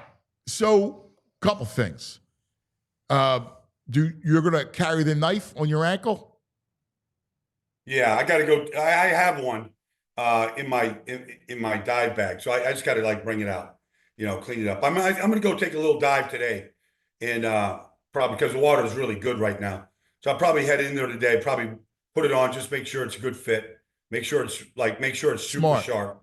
And you should practice pulling it. Like you're like a CIA guy, spy, where you got the gun. Well, I have this magnetic band that's supposed to ward sharks off, and I think what's the point of wearing that shark band if you want to be with sharks? I'm just leaving it at home. Yeah. No, have you swam with sea creatures before, like dolphins or whales or dolphins in the wild, the west side of Oahu? Like they're pretty cool to dive with. I've dove with whales off of Maui. You can hear them from miles and miles away. I've dove with sea lions in the Sea of Cortez. They're a little aggressive. Wow. All different types, different things. I dove with the Pacific mantas in Kona, Hawaii at night. You know, I dove with the whale sharks off the coast of Mexico in the summer when they're feeding. Yeah, it's different creatures. Wow, was the sea lion cool? Yeah. Yeah, you smoke sea lions are cool. They're fast. They're really fast. But they kind of come at you. Like dolphins will be a little aggressive too at times. So they'll kind of come right at you. There's nothing really to fear, but they're super fast in the water though. That's awesome. That's incredible. All right, I could talk this all day long, but we did have news yesterday. Yes, we did. The Tush Push lives, Baldy. It lives. Justice. So what's interesting about this whole vote, obviously the vote was 22-10. They only got 22 votes. They needed 24. So everybody I talked to leading up to this thing, the commissioner wanted the thing banned. Like not because there has been any health issues. He just didn't want it to get to that point where, you know, Frankie Louvu is stupidly just diving over the top of the pile in the championship game. They can't get to play run, you know, on championship Sunday down there on the goal line. He wanted the play canceled. Usually what the commissioner wants, he gets. So he's, I'm not calling the commissioner on this, but he has his surreptitious ways of putting this in the lap of teams. So he kind of put it in the lap of the Packers. Like, you run with this, and so it was sort of, it was petitioned by the Packers a couple months ago to ban this play. But I really believe that Lori and especially Kelsey came to the rescue. Like, I really believe that speech by both really changed, because it's interesting to see, like, Baltimore, Detroit, New Orleans, really good running teams. They didn't push to ban it. I'm with you. It's interesting. I also think that there was an enemy from within. Troy Vincent, like, anti-tush push. He was doing the Raj bidding too. This is wild. Yeah, I'm sure. This was wild, sure. Baldy. Unprecedented. That the NFL, listen, all those insiders, Shefty, all those guys, they all knew and they all believed it was going away for a reason. Mm-hmm. Yeah, no. I mean, this was a surprising vote, really surprising vote the way it came out. And to be honest with you, I've been a big supporter of the play. Like, if you want to get good at something, practice it, work on it, figure out how the Eagles do it. Like, they do a lot of work on this play. Most teams, short yards and goal line, it's a joke. That's why teams aren't good at short yards and goal line plays. Literally, if you go to any game plan, they've got 3 short yardage plays, 3 goal line plays. Even if you go back to Super Bowl 52, Doug Peterson, the Philly special, right? I mean, that was a 4th and 2 play. It wasn't a 4th and 1 play. It wasn't a 1 yard. It was a 2. And they had to think about it. Like, they're so, like, tunnel vision on short yard. Like, I would never stop working on short yards and goal line. And the fact is that the Eagles, in fact, I probably have it right here. Not that I need to do this right now, but I probably have the Eagles, what they did on 4th downs last year. In fact, I have it right here. Like, they were last year on 4th downs, they were excellent. They were 70% on 4th downs. Okay, now a lot of that is tush push. They were 19 of 27 in the regular season, right? But the mentality is what changes when you become good at this play. We talked about it on Tuesday. Like, if it's 3rd and 4 in this league, 90% of every single play, 3rd and 3 plus is a pass. But in the Eagles playbook, 3rd and 3, 3rd and 4, 3rd and 5, that could be a run. Because if they're gaining 3 yards, they get to 4th and 1, 4th and 2. Like, they'll go for it. They got a play that they know they can convert. It makes it more difficult to get that offense off the field. Yeah, it does. Yeah. Generally, it gives either Jalen Hurts or Saquon another carry. And the more they carry, the better they get. Yeah. No, I feel you, man. I think you're spot on. Have you done a lot of thought about how you would stop it? Like, how would Baldy defend it? Well, I mean, it's basic physics, right? Force equals mass times acceleration. So that's the most basic physics principle in all of physics. F equals ma. So if you have, let's just say the average Eagles offensive lineman, let's just say with Mekhi Becton is 350. Okay. And so you've got 6 350 pounders, right? You've got 2,000 pounds of force right there. Well, can you match it with Dexter Lawrence? Like, you're going up against the Giants, you're going up against the Commanders, whatever. Can you match it with 2,000 pounds of force coming right at you? All right. Can you match it? So can you push from behind? Right? Can you get Dexter Lawrence pushing a 350-pound nose tackle for the Giants and matching that force against force? Can you do that? Now, part of the problem with that is the Eagles go a lot of no huddle on that play, and they just line up. So you don't have time to substitute. So that sort of nullifies that. And it's one of the reasons why the Eagles don't substitute, and they do it on no huddle, is so that you can't match that force equals force.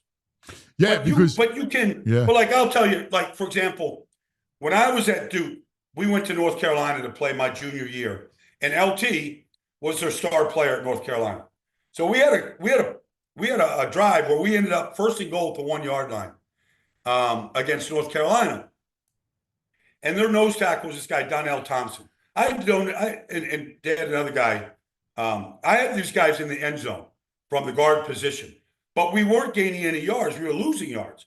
And so LT was crashing the edge and tackling our running back, Greg Boone, before he got to the push.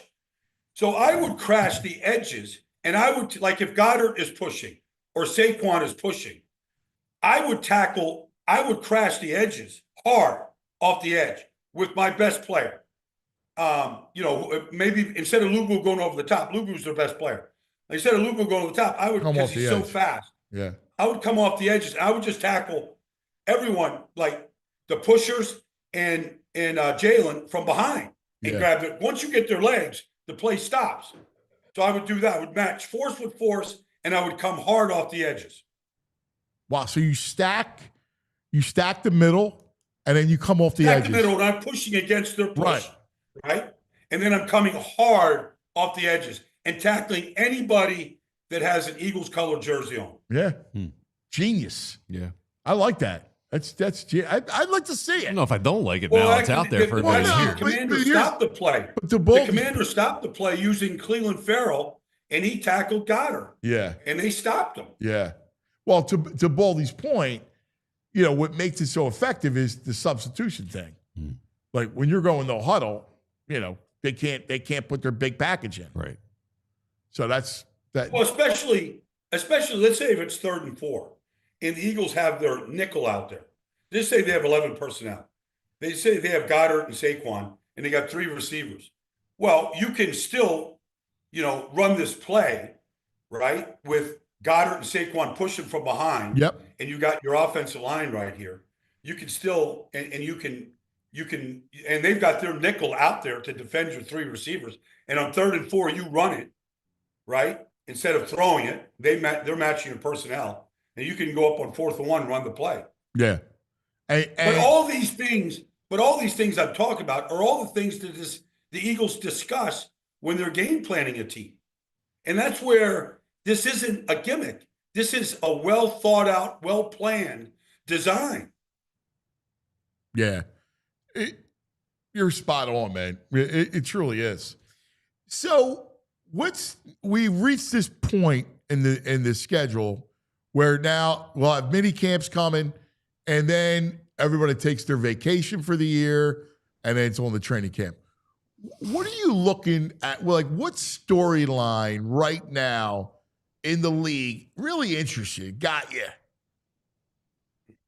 Well, I mean, the most popular team, no offense, most popular team in the league is the Cowboys. So they made this bizarre coaching change, and they bring in Brian Schottenheimer, right? Now, the Cowboys prior to last year and all the injuries had won 12 games in a row, 3 years in a row. They were a very, very good team. They were number 1 offense football. And that 3-year stretch, they led the league in takeaways. Dan Quinn, defensive coordinator, Micah Parsons breaks on the team. Like they were a talented team. Are they still a talented team? And can Brian Schottenheimer get the Cowboys into, because if the Cowboys are in contention, every rating that they're on, and they're on 6 times like the Eagles on national TV, the ratings are good. When ratings are good, the league is good. Everybody's happy, right? Everybody's watching. So the Cowboys drive all of this. Like if they're 7-10 next year, like the ratings aren't going to be great. It just isn't. They're on national TV too much. So it affects everybody. So I want to see ratings just climb. So the Cowboys to me are a team where, like, I don't believe in, Miles Sanders or Williams, Javonte Williams. I don't believe in them as running backs. Like, what are they doing? So, like, they don't seem like they know how to manage the salary cap like the Eagles do. The Eagles can extend everybody, keep everybody happy. They still haven't signed Micah Parsons, their best player. It's bizarre. So that's number 1.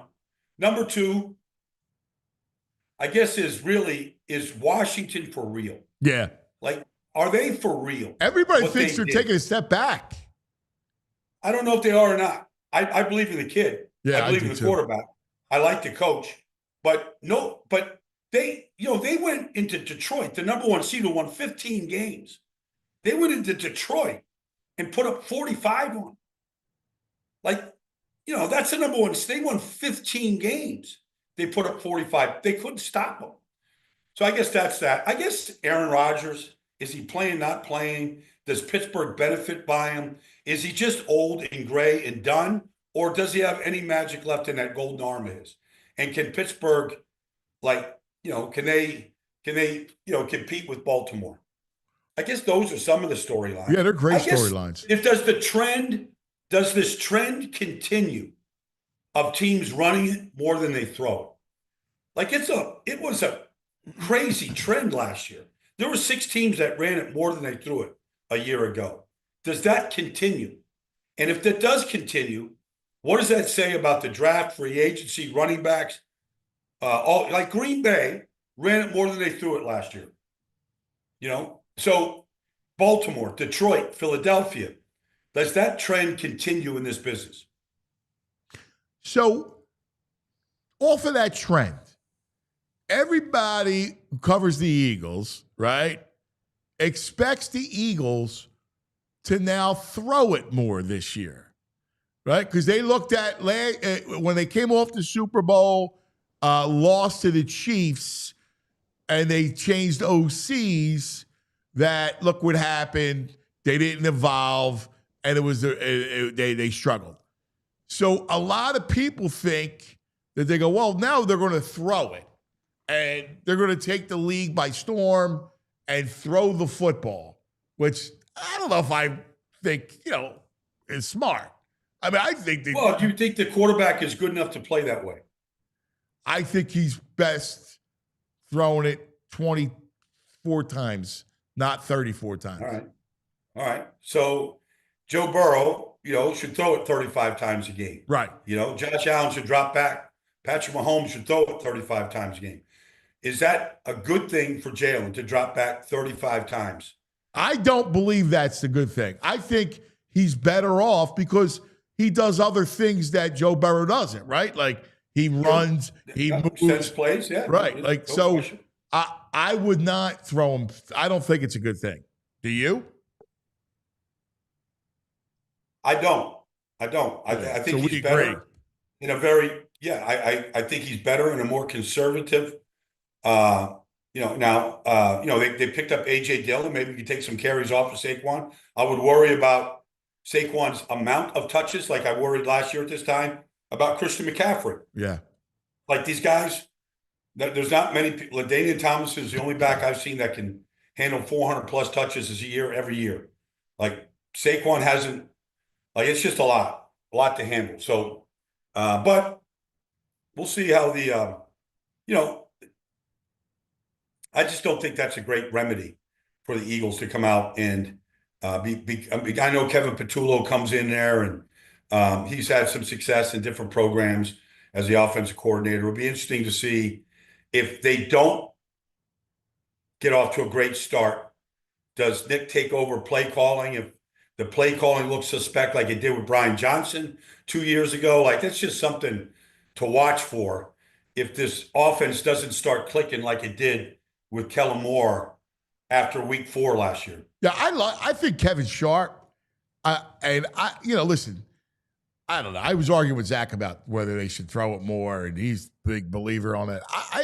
I don't know what you don't need to just change for the sake of changing. They were dominant last year, and I don't think that because 2 years ago they fell off, it means they're going to fall off this year. I don't believe that. But all right, let me ask you this last thing, and then I know you got to go. Do you remember the scene in The Godfather when Michael goes to see the old man in Florida, and he comes in, and they go in the house, and on TV is a college football game, and in fact, the old man says to him, Michael, do you like the football? And he's like, I don't really like the football, but the old man loves football. There's 2 legendary teams are playing. Do you know who they are? It's an age-old rivalry. You gonna start giving them hints now? No, the age-old rivalry is an age-old rivalry. I mean, is it Green Bay, Chicago? No, it's college. Oh, it's college. Yeah. I actually thought it was a college game. Yeah. Um, Age old. I mean, is it Oklahoma, Nebraska? That's my man, Baldy's my man. No. Baldy's my man. It's an age old. It's age old. It's USC Notre Dame. All right. Oh. Yeah. Oh, okay. Oh, yeah. Okay. Yeah. Great rivalry. Yeah. The only reason why I bring it up to you is because my man over here did not know that was a rivalry. Oh, that's a shame. Is it? I mean, yeah. I mean, the USC 1972 team with Johnny Robinson that won the national championship is the greatest college team ever. Like, you look at the players that were on that 72 USC team. I mean, that's the greatest team ever assembled. Yeah, I was like a half a year old, and what's that? I hate Notre Dame. No, but you did not know that USC, No, but Notre Dame. USC Notre Dame is truly a great rivalry. Yes.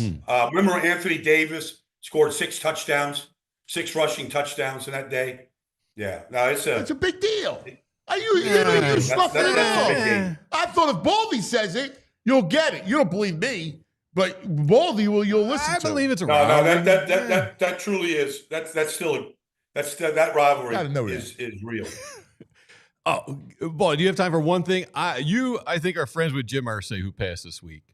And you only see glimpses of him on TV and know certain things about him. But like I was reading, he seemed like an interesting guy. He's got the original manuscript of On the Road by Jack Kerouac, which is a book I love. Yeah. He's got like one of the greatest guitar collections in the history of the world. Like, can you tell us a little about Jim? Well, he started off, his father owned the team, Robert Irsay. And Jim played, he was a walk. Jim played at SMU for Ron Meyer. He was a walk-on at SMU. And then when Baltimore moved to Indianapolis and started a franchise, the year after, Jim at age 28 hired Ron Meyer to be the head coach of the Indianapolis Colts. Then made a trade for Eric Dickerson. But he started off, he was a baseball card collector. He started collecting, he loved all that music that I kind of grew up with, Bob Dylan, Jimi Hendrix, like all that stuff. He just started collecting some of these guitars. And he has this Indiana museum. The Indiana State Museum downtown has most of his collection in it.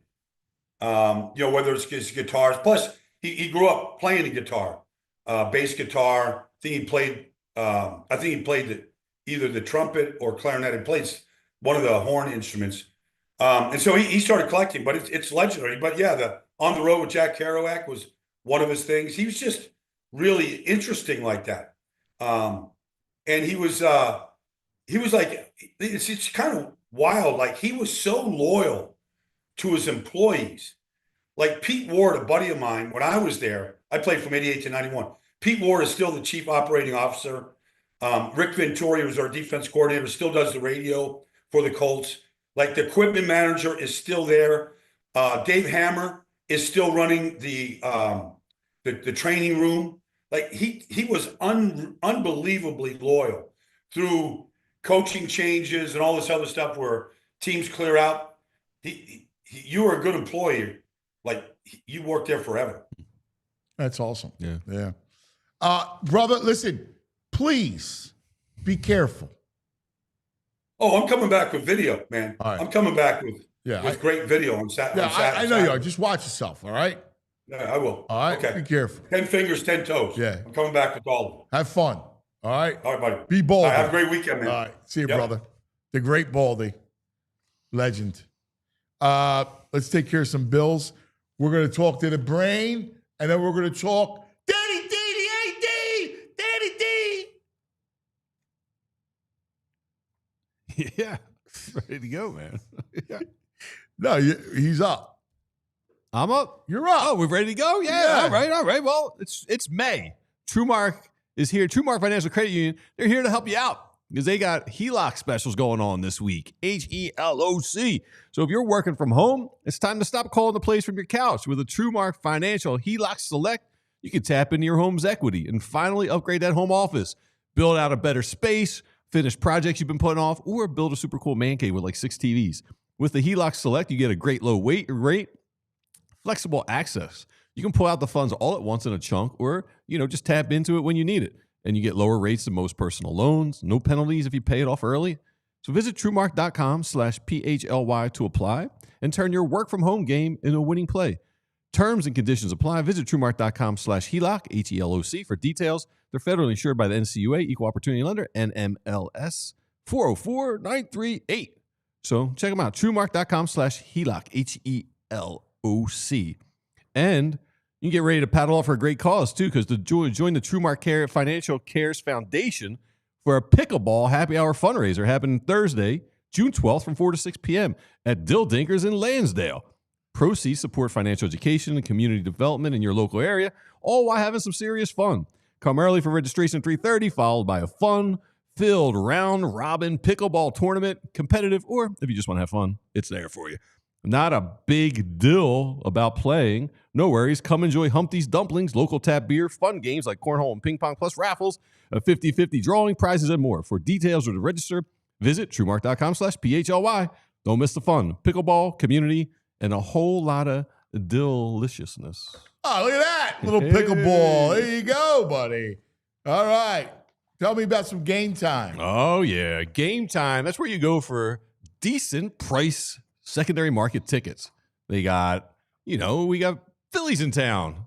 Phillies and the Braves are coming next week. You want to see some Phillies Braves action? You could visit Game Time because they make scoring tickets faster and easier with exclusive discounts. You'll find great seats for as low as, $40. Game Time guarantee means you can trust you'll get 100% authentic tickets on time and at the best price. Plus, fees are always included, so you see what you're going to pay. Not a big deal. Game Time takes the guesswork out of buying all professional sports tickets. So, I use them. I like the way they do it. I like knowing what I'm paying ahead of time. And I don't know. It's worth it. Game Time for all your ticket needs. Game Time. It's a great app, the Game Time. I like Game Time. Get Danny's seat. I was reading, man. I was reading. All right.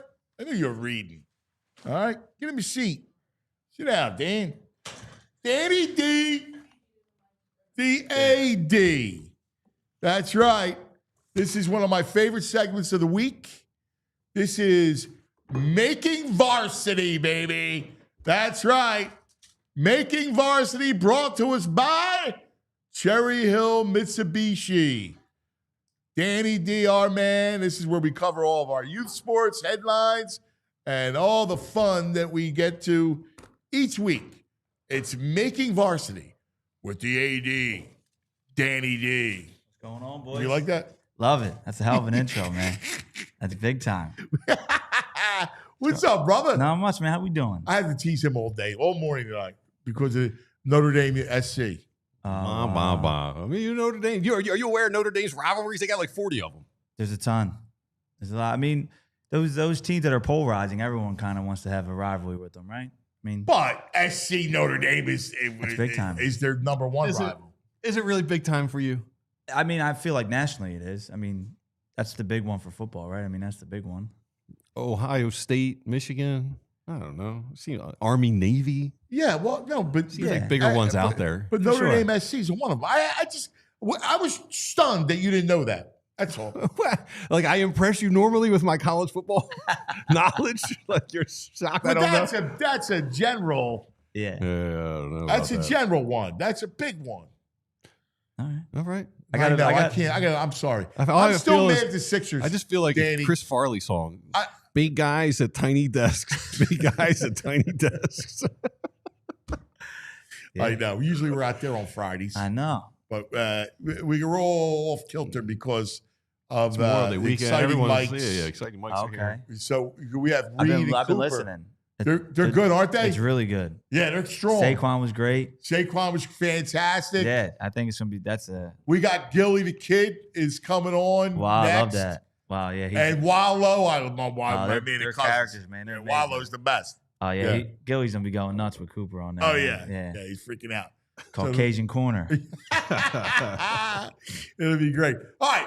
What do we got, brother? Well, I was listening last week, and I was a little upset with VG's excitement when I was about to run through a wall after Anthony was talking about the opener against Dallas, how excited he was that the Eagles are opening, and you were just like, No, then I got on board when I realized the banner was hanging all that stuff. Yeah, I mean, I was. Hey, I was what fired happened? up. Did I miss the memo? Is this Pig on VG day today? What's happening right now? Did you guys, you're right on, conspiring Dave. last night about this? Yeah, no, I We mean, love You've been you. sticking this in you. This has been in your crawl for a week. I mean, because I wasn't last week. We just talked soccer the whole time. I know. wasn't able to talk. Yeah, true. That was really cool. Yeah, That soccer. was That that awesome. World Cup. That's going to be amazing. And the city's gonna be on fire. Yeah. It's so cool. People are gonna be coming in from all over the world. It's gonna be really highlight the city. Yeah, it's going to be dynamite. Yeah, I'm excited for it. So what do we got? So lacrosse. So the spring season are coming to an end. So we had the Catholic League Championship last night for lacrosse. It was nasty, cold, rainy. Prep LaSalle. Huge rivalry. Wow. Yeah. Now Prep that's a LaSalle. rivalry I know. That's a serious Prep rivalry. LaSalle. Big Now we're rivalry. talking. Yeah. A lax. And lax, and it's a big one because the city doesn't have a ton of lacrosse teams, so we only get one bid. So both teams are ranked in the top 6 in the state, but only one get to go to the tournament. Wow. What is that about? Because there's a formula about like how many teams in each classification have a sport, and then that's how many bids you get. So for District 12, a lot of public schools don't offer at the 3A level, which is the biggest level, lacrosse. So we kind of get punished for it for those two really good schools. So Wow. yeah, crazy. But LaSalle came out victorious, so I thought I might see the bro here today. Jamie's probably excited. It's Friday. He's a lax guy, Bro, too. yeah, he's a big time lax guy. Yeah. But it's bro Friday. He doesn't come in On on, a Friday. holiday weekend Friday? No Are you kidding? chance. There's no chance the bro would come in today. Come None. on, come on, bro. Oh, man. I mean, I'm heading down the shore after. You can make a stop in, and then Are you going down? Yeah. So I'm heading down to Wildwood. Actually, just bought a house there, so I'll be going down on Whoa, weekend. nice. Yeah. Now we know somebody. We Yeah. got out now. That's Yeah. dude. Plenty of bedrooms whenever you want to come by. You're Yeah. in, man. Where you at? I'm like back by the bay, by the wharf. So in Wildwood. Oh, nice dude, and quiet. congratulations. Yeah, so I got to go check on that. And usually I'm not a big holiday weekend guy. Try to stay off it, but we got to do some work down there. So I got to. You got a house. You got to be down there on the holidays now. Yeah, my boy Alex is doing a lot of work on it. My boy Alex Atkinson, he's a beast. So I got to check with him, make sure That's he's doing good. awesome. Yeah, so That is great. go and check on that. But yeah, the bro should be here, man. I'm about to give him some crap about it, man. Yeah, he You know? should be here, but he's not. Listen, Friday, I It's I don't mind. it's a ghost place It in is. here, man. on Fridays, no, but everybody does their show remote. Yeah, no, I'm Right. just playing. No, it's, Bree's kind enough to come in, Yeah, All right. she's great. and Joey's here. Yeah, Joey's, Joey, my guy Joey's Joey. Joey's Bree here. communicates. She's much faster with the text than Then Andrew. Andrew. Yeah. Oh my No, god. we know. Listen, we know. We know. Joey worships Andrew. Oh, Right? yeah, that's his guy? He worships him. Yeah, Yeah. no, Andrew's the man. He is a good guy. He's Also- in fact, he's a great guy. yeah. He's not a good producer, but he's a great guy. And last week also, you called I him gotta get him that. for the first time ever. I heard you call him a sportsman when he was hype about the Eagles. You called Andrew a sportsman. Yeah, it was a miss. Yeah, it was tongue it was in only cheek. because of him. Oh, okay. Yeah, I was really calling Andrew a sportsman. Is a shot at VG. Dude, the chat's on fire. Futz in the chat. He just put out pen charter with a money bag symbol. That's crazy.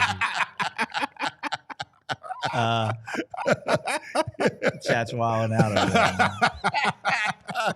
Hey, God bless. Yeah, you man. work hard, Hell dude. yeah. sir. Yes, All sir. right. Yeah. So You have a skill not many people have. You're a builder of programs. yes, sir. Love it. We're proud of you. I appreciate it, man. And then so It's gonna be a LaSalle good won. summer. It is. You got A lot of money for a kid like you. We're gonna have a good summer. That's from Goodfellas. That's a great line. Yeah. So LaSalle won. It was cold. It was rainy. It was football weather. But they played great. Was it close? It was close early on. There's no shot clock in PA for basketball or lacrosse. That's kind of controversial. And LaSalle was really smart. They were taking 2-3 to one possession was 5 minutes. They were What? Yeah, Yeah, they got a that's lead not there. right. You gotta have a come shot on, clock. man. And lacrosse is one of the only sports in the world that where you don't get the ball back after someone else scores. So Right. they have like an all-world face-off guy. So they would score against Oh, the so ball like back. make it take it almost. It's make it take it, Wow. basically. Yeah. And Where's then he there's no going? shot That clock. all-world face-off? I know their main guy's going to Johns Hopkins, which is like That's yeah. So they're the Yankees of yeah, lax. yeah. So they're loaded, and it was a great game. But it was just slow. They ended up winning 6-2, but it was like we had to kind of press. Like they got a lead, and they were really mean, that was their game plan. They were going to be super patient. I mean, that's the rules of the game. Yeah, So they you held it. got to have a shot clock. Yeah, and that mostly every state, big states, they have it in basketball and lacrosse. That's like a big thing. Yeah, And PA is starting to look. I was actually on the steering committee for basketball this year, and I brought up, can we revisit the shot clock? So that's something that the state is looking at this year. So I think it'll be huge. We voted on it. I think maybe 55 to 60% voted in favor of it. But now there's still a lot of logistics and there's still more hurdles to go through. How you get them into schools and how they get them You operated. got to have the shot. This is not 1955. Right. Yeah. It's not Hickory High. Yeah.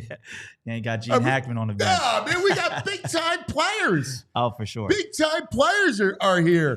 Yeah. They need to have a shot clock. Yeah, they're going to big programs. It's not like they're going to, Swarthmore. I mean, some are, but I know. we In got big-time fact, players. Tony the ref, Tony. Tony, great guy. He says hello, and he said the shot clock has to happen. Yeah, I agree. I mean, it's something that's needed for sure. And then on the Interact side, two like nationally ranked lacrosse programs. Interact has it's probably the best league in boys and girls lacrosse in the country. They have teams in the top 25 on both sides. So they do a PESA, which is another state association. They had their championship, and Haverford beat Malvern 12-11 last night. So wow. crazy, really good game. High major guys all over the board there. And on the girls' side, it was Agnes Irvin versus Notre Dame. I'm sorry. Notre Dame of Villanova. And Agnes Irvin won 9-4. Wow. So, but they're, top 20 teams in the country. Yeah, and they're Interact's a small elites. league. Yeah. And to have 3-4 teams on both sides ranked That's in the incredible. top 25. So people think of like Baltimore as like the hub for lacrosse and, Maryland. Philly and then Interact is like top of the top. I think it was their best league in the country. So credit to them. Great championships and playoffs. And now for LaSalle, they'll go on into the PIAA playoffs. And there's two teams ranked in the top 25 in the state, which are like Radnor, which is a powerhouse, and then Springfield Delco. They're a top 10 team in the country this year. So Are they really? Wow, that's amazing. yeah, so we'll see how that shakes out with the PIAA playoffs. And then on the boys' side in baseball, there's 4 teams left. They're supposed to play this week. Got rained out. It was awful. So now they have to play today and tomorrow. It's usually Wednesday, Saturday. Right. Rain out. So now they're playing like Major League. Playing today, championship tomorrow. So Damn. yeah. So because of pitching, it kills your pitching. it kills your pitching, and also, but we have these deadlines. So like the district championship has to be next week, Tuesday. So you can't really push it back. And if you get more bad weather, getting fields, people, it's tough on a holiday weekend to get colleges and universities. So they're playing today and tomorrow. So it's LaSalle versus Bonner, 1-6. Wow. Bonner was the 6 seed. Shortstop high, Bonner. Yes, sir. They upset Judge, who was the 3 seed in the semis, and then it's Wood, who is the 2 seed, playing Ryan, which is the 5 seed. Oh, wow. So yeah, Ryan's good too, man. Yeah, Ryan's got some guys. So I think it could go either way. It could be a 5-6 matchup in the championship. Wouldn't surprise me because there's a ton of parity in the league. But yeah, it's exciting finish to the spring season, and then we'll have the PIAA playoffs for those sports. How come there's such a hard deadline? Like, why can't they be a little more lax with the deadline? I So don't they understand put that. like the state says your district has to be done by X because the state playoffs start this day. So we try to give it a cushion. We try to put like a week in, but if you get a week of rain, it makes it really difficult. So trying to navigate that, I think. This year was so bad. I think we'll try to start a little earlier our league play, so we have like a week and a half cushion to get this stuff in, so we don't have to rush it and go back to back. But it's really tough. And then there's not a lot of turf baseball fields that are available. So you're going on grass. You're trying to get these fields available, and it's really, really difficult. Wow. Okay. All right. So a lot of. Well, if you figure this time of year, because it does rain. I know. I mean. And then there's rain next week too, so it's like you got to figure out a way to get these games in. You have to. You have to get them in. It's tough, but. And there's a big rowing. So the Stotesbury was last week. Yeah, so it got cut short. It was Friday, Saturday. Friday, they had all the time trials. Saturday was such a beautiful day, but all the rain. Water, it wasn't safe. It raised the water level, and the kids couldn't race. So the champs had to go off of the time trial winners. Yep. Which was tough. Prep had a great weekend. They swept it. They won the 8s. They won the varsity 8-1, varsity 8-2, and the novice 8s. So they call that the sweep. if you win those 3. That's the sweet, right. So they won that. My aunt is rowing Yeah. at St. Augustine, and he's the freshman 8. Okay. Or I guess the novice 8. Novice 8, yep. Novice 8. And they were close. They've been doing really well. They've been out doing varsity. Yeah. And then one of the kids' foot came from out of the shoe. Oh, he popped out in the race? Yeah. And Wow. they were pissed off. He finished 6th. Yeah, but I mean, that kills you if you pop out. And they would have been right there. So now today is the Cooper River. Yeah, over on the Cooper. Yeah. What is it? I'm not sure the name of the race, but it's a smaller one, the Stoats. So the Stoats is all over the country. Right. So that's why they couldn't even push it to Sunday, because people travel in from California and Washington. And Right. So they have plans to leave on Sunday. So Yeah. then if they're like, oh, we can't wait a day to push it, travel arrangements, lodging. So this is like a smaller one on. It's a over in the national. Cooper. It's a national. Yeah, but it's not. It doesn't It's not pull. the Stoats, It doesn't pull right. like the Stoats does. So Yeah. it's still a big race, but not to the level of the Stoats. And then the actual national, the USA Nationals are in the second week in June in Sarasota. Oh, okay. And the prep had 6 boats qualify. So they're Wow. they're sending down 50 kids to nationals. That's amazing. Yeah. So I've learned all about it because Anthony's doing it for the spring, and it's a an great intense sport, man. dude. I mean, I see what he's doing. Like, all the running and all the erging. I didn't know like, what went into it until I got to the prep and saw how serious it was. It's like the core work. It's cool. You're running, the endurance, the erg. It's crazy. How I much told work him, you have like, to dude, put in. you're not going to get tired football. Like, you're going to be on Nah, you're a linebacker. You're going to be able to run all day long. For sure. It's I've never really saw kids do both, football and crew, but it makes a lot of sense because the endurance you're going to get. Usually they're way too much, right? They want lighter boats. So if you can be like a lean guy and be able to do it, or strong enough to push it through. But yeah, it's a really cool sport, and it can change kids' lives. I've seen kids just pick it up in high school and go to Ivy League schools, go to Harvard, go to Yale, go all over the country for it. So Well, we had on the show, we had Justin Best on, who was the Olympian. Yeah.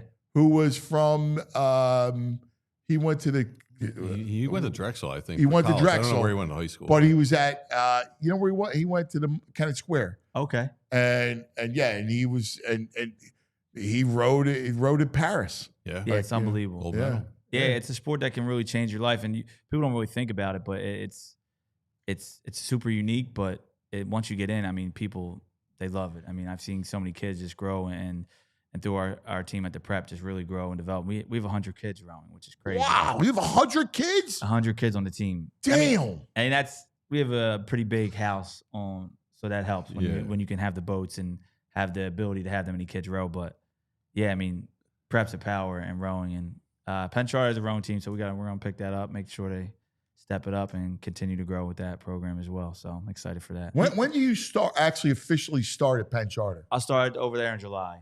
In July. Yeah. So next few weeks. Prep graduates the 1st, which is next Sunday, and then kind of just start transitioning over. But Right. But you're still going to be involved. yeah, I'll still be helping out with the Catholic League and still have my hand in that and helping navigate that. And the prep will have, guys that I'm close with that I'll help, Right. through that process and through football and everything like that. So, Especially with that football. I mean, it's your baby, man. yeah, it was great. It, And they released the schedule. Finally, we put the schedule out I this know. week. I was pumped up, man. Yeah, so they open up Friday night, the 22nd, against American Heritage down in Lauderdale. It's going to be on ESPN, so it's How locked in. cool is that, man? That's going to be on ESPN. It's nuts, dude. I love it. It's awesome. That's week 0. Week 0. They do week 0 in high school. Yeah, week That's 0. cool, Of man. course they do. You gotta get back. You said the kid fell out of his shoe. So they lock in. It's like a Is Peloton that the boat, bike. the It's like- shoe? It's like a Peloton bike.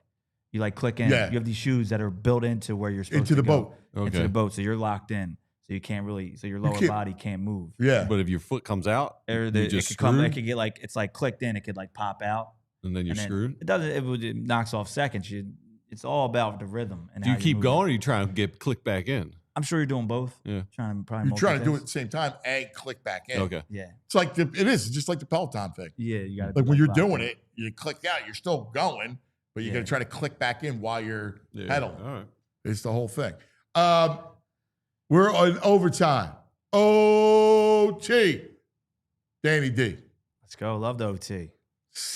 Love the overtime. Yeah. Like a free show. It is. So, I was going to ask you. So we got September. So August 22nd. Yep, Friday night they'll play on ESPN down in Florida. They'll come back up this way and play at Sleazy Adam. They're going to play DeMatha, DC Power. So DeMatha, the quarterback, is from. Wasn't he at the prep? No, he wasn't at the prep. No, he was at Bonner. He was up this way and they moved down. Yeah, He was at Bonner. Yes. So he's really talented. In fact, he was throwing with Charlie. Okay.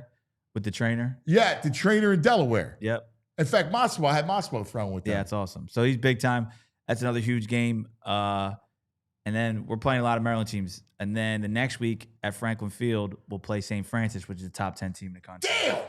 3 powerhouse games to start the year. And then following that, Franklin Field. And then following What's that, we the got date of Good that Council. That is the 16th. September 16th? September 16th. It's Saturday. And then they'll play the following week. They'll play Good Council, another powerful Maryland team. So like 2 to 3 of the top teams in the country from Maryland, all their top 1, 2, 3 out there. We'll play them. Damn. And then we'll play Florida. Yeah. Raja Bell's son, Deja Bell. Deja Bell. He's number 2 quarterback in the country going to Texas. Yeah. Wow. You have to look him up. Going to He's a Texas, beast. dude. Yeah. He's going to Texas. He's going to be the next quarterback after Arch. Yeah, he's the He's the heir apparent. Yeah. Crazy. Isn't that nuts? It's crazy. And he can run. He can throw the ball a mile. He's what a story. Yeah. So that's gonna be really cool. So that's the non-league. And then you get in the league, you got Roman, LaSalle. Oh, yeah. You got Bonner. So you got How many games? So I think you play 9 games before the state playoffs, and then after state playoffs, you play like 13. Yeah. So, and it will go from week 0, August 22nd, state championships the second week in December. So good stretch. It's a real season. Yeah, it's a real season. It's legit, man. Yeah, and there's no more. You're playing 7 games and it's over 8 games. No, this is a legit schedule. I love it. It's serious. Football, baby. What did you guys have the Eagles going? What did you do prediction yet or no? Yeah, we agree. Go ahead. What do you got? I'm 14-3. Oh wow, I like that. Yeah, I'm a little less, but I think I was 12 or 13. 12. Yeah. Yeah, I'm in that 12 to 13 range. I think. Yeah. We break the curse, win the division. Yeah. Break the curse. This whole thing about they're going to drop off. In fact, the brain's got them under. He bet the under 11.5 wins. Yeah. Wow. Is he ready to brain? All right, you get them on because you stay for all the. Yeah. You stay for Todd. You stay for. I haven't seen Todd in a few weeks. Yeah. TV Todd. Yeah. He's the man. Come on, man. You're family. Let's go. Oh yeah, we're starting off Memorial Day weekend. Oh, love it. So we got stuff. He's got VG's. He is the greatest. This all right. This might not be great. He comes prepared. He always does. We had talked about it. Would we drink an Oreo beverage? Okay. So I got an Oreo. I'm a big cookies and cream guy. That's what I said. So we'll see what it tastes like. So he wanted to do this thing. It's like an Oreo iced coffee. It's not ice now. It's room temperature. It's been sitting around a while. Yeah, this new beverage, and he found it. So he wanted to try it. VG's a beverage guy. I know. He got something. He's always multiple guy. Beverage, vegetables, herbs. All right. Yeah. I was telling Anthony the other day. So last week or 2 weeks ago, I got the prep on my way out. They honored me at baseball, so they asked me to throw out the first pitch. This is unbelievable. I meant to bring this up. Yeah. I mean, I was a little disappointed. I made it. It got there. It was low though. I didn't throw a strike. Did you bounce? You didn't bounce? No, I didn't bounce. The catcher did a good job. It was low. I was a little but it's nerve wracking up there, dude. Like I mean, you throwing there's catchers out all people day. over, There's right? people watching you. Yeah, man. Yeah, man. So it was a little low. Catcher framed it for me pretty nice. But my boy Jimbo Stensman back there. Right, Jimbo. It was a strike. He framed it nice for me, but it was low. I was telling him, man, the nerves get you when you're up there, man. Wow, I can see how the fuel with 50,000 so many people make fools of them, right? Bounce it, throw it in the stands. So I went up one year. I did a pre-first pitch for the Phillies. Okay. It was like a Fugazi first pitch. Yeah. And I remember I felt the same way. And that was even, and then they boo you too, because like back then, sports radio. Yeah. I was new, right? Yeah. Anthony Gargano for the first pitch, boo, and the Phillies stunk, right? Like this was at the vet, right? Yeah. Everybody was there. Was like, That's so funny. There was a lot of evil there, and I remember trying to. And it wasn't. You get Because I wanted to throw some gas, but then you get a little nervous. Yeah, up you all there. tighten up, man. Yeah. I threw, but mine was high. Oh yeah. It wasn't a strike. It was high. Like catcher had to reach. I would have out. been better with high. I think I was. No, I think because- high is probably a little like overexcited, where the tightened nerves makes you chunk it a little low, maybe. I mean, if the memes of people just bouncing them off the ground. Oh Hilarious. yeah, classic. All right, let's taste this. I'm and not then go really to a the coffee break. guy, but it's all right. All right, salute. Yeah, salute. Salute. You put some. What alcohol would you put in here? A little Irish cream with some vodka, probably. Think that works. It's not bad. Pretty Not good. bad for Yeah. Oreo coffee. Yeah, I'm not a big coffee It's guy. got a but- little sweet aftertaste. Oh, everything sucks. Get out of here. I'll get a beer while brain comes on. Yeah, that's terrible. That's great. Oh God. I need coffee to wash it down. That stinks. That thing. Aftertaste wasn't the taste going on was all right, but the aftertaste wasn't that great. Ah, that was terrible. Yeah. All right, brain. Brain, brain. Red, the brain finder. Good morning, brain. Good morning. How are you? What do you got in the? What do you got? St. Joe's prep schedule. What do you got there over under? Tell them you're playing how many So there's powerhouses? four national games, two top probably 10 teams in the country, and then two probably top 50 teams in the country, and then our league play, which is pretty difficult as well. So 12 games. Oh, okay. Wait, brain, you would love mean- this. This squad, right? They got a great hookup. My man Charlie Folk, right? Throwing to Jet Harrison, Marvin's second Love the son, name. who's going to be Love the name. like how many kids are going already going? Yeah, so Jet just finished his freshman year, led the team in touchdowns, and he just blew up this offseason. So he's got Oregon, Ohio State, Michigan, Penn State. Wow. He's one of the top, if not the best receiver in his class. And then, got a Wow. 3-4-star Charlie Falk throwing him. He's also an underclassman. And they're loaded. There's probably, I would say, 17 to 18 Division I players on the team, like through the different classes. Oh, dude, powerhouse. Say you're not going to lose a game. Dude, Say you're not going to lose a game. I mean, it's tough. When you go down to Florida, man, you see the size of these line. That's where their difference is. Like, their backup D they're linemen also 20 years old, those are kids. huge. I mean, nothing. That's the big thing is when you get there, you see the different the size Yeah. and the line. Like Fletcher Cox would still be playing down there. Their backups come in. They're 6'4", 260. Like Yeah. they just bring in Massive. So that's the big difference is the line. Skill position, we're right there with them. It's just always they have more depth on the lines. The big Florida team. I hear you. So. Well, I will be pulling you guys, cheering for you guys. Hopefully you can go undefeated. I still say you can. All right, I like it. Thinking positive. Brain knows, man. Brain makes a living at this stuff. I know. follow him? I follow him. He's a big winner, man. Brain, I'm a little upset though. They just told me that you took the Eagles under. What was the justification behind that, man? Justification, just schedule based, hard to win 12 games. I felt the Eagles were very, very fortunate injury wise last year. For sure. And sometimes that goes that way and sometimes it doesn't. Obviously, if I knew every player would play 17 games, I'd be on the over. Yeah, right? for sure. It's just, I don't know that. But obviously, look, this team won the Super Bowl last year. They more or less in pretty dominant fashion.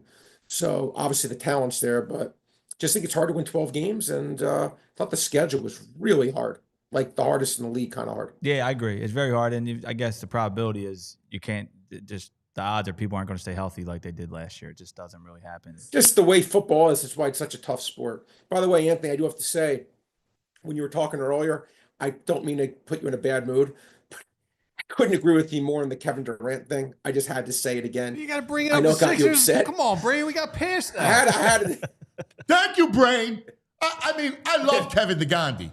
Trying to sell me on Kevin Durant? It was embarrassing. 36? And It was embarrassing. You're giving up the third, and what else are you giving? You're probably giving up a couple. Well, they're like, oh, you get out of the Paul George deal. Well, who Oh, my cares? God. We're like, what are you going to attract who more cares free is agents, right. you stink? Yeah. The only Maybe. team, if you wanted to sell me on the Rockets making a move for him, I don't know what they have to give up. I said, all right, a young team that doesn't have a real true scorer. All right, as a last piece for maybe 2 years, if the price isn't astronomical or it's not if it's reasonable, I could see that. The Sixers? Oh my God, no. Like be the last move I'd make. I'm so with you. Like, I don't get it. Yeah, I would prefer to keep the pick unless they can get like a middle-aged like budding superstar. I mean, I think there's a lot of talent at the 3 spot. You got to be smart and realize what you have in your situation. Trading for Kevin Durant, like if it was the SAT test, that wouldn't be one of the 4 choices. Yeah. Okay. No, that's just not even. I don't even understand one of the things you're looking at. Like, well, there's our window. What window? What are you going to win? And B, he physically can't take the rigors of the playoffs. I don't see how's that going to change. Is Padre Pio going to heal him? I mean, he hasn't shown that he can stay healthy. I mean, well, fair. I love the kid. PG, I apologize for doing this to you. I wish that he got healed. But I mean, I got better chance Buddy healed than I mean, I don't understand it. And so what? KD? Listen, God bless KD. HOF all the way, the whole thing. Yeah. But you know, what do you do in Phoenix? Did I miss their great team? No, for sure. I mean, they had better pieces than the Sixers have. I don't know. I mean, and by the way, I can't take that. I see that eel anymore. He's a hate to face for me. And I like Daryl. I've always liked Daryl, but he's a hate to face. I can't even look at him anymore. Hate to face. Anyway, all right, boys. Love that line. Okay. Let's talk playoffs and baseball for the weekend. We'll start off with the NBA. Knicks Pacers game 2 after the crushing loss. How do you come back from that? How do you come back from it, Brain? I mean, that is, you know, it's funny. I saw the stat today. It was never like, I don't think it's ever happened. A team's come down from 9 points down in the last minute. It's never happened. So you're literally talking about something that was like impossible that actually occurred. How do you come back from it? You say to yourself, all right, it's only 1-0, right? But now you got to go 5-2, not 4-3, right? Because you already won the first game, but it counted as a loss. But you know what? This happened to the Sixers against the freaking Knicks last year. Was it game 3, I believe, at the Garden? They were up 6 with 15 seconds left, and they somehow miraculously lost when they didn't call, when Maxey got fouled, they didn't call, they didn't get the ball in. But I mean, it was a miracle of all miracles when the Knicks won. So, I mean, how do you overcome it? You have no choice, right? You say, all right, it's 1-0. We got to make it 1-1. If it's 1-1, we're fine. That's what you have to do. No one's going to feel bad for you.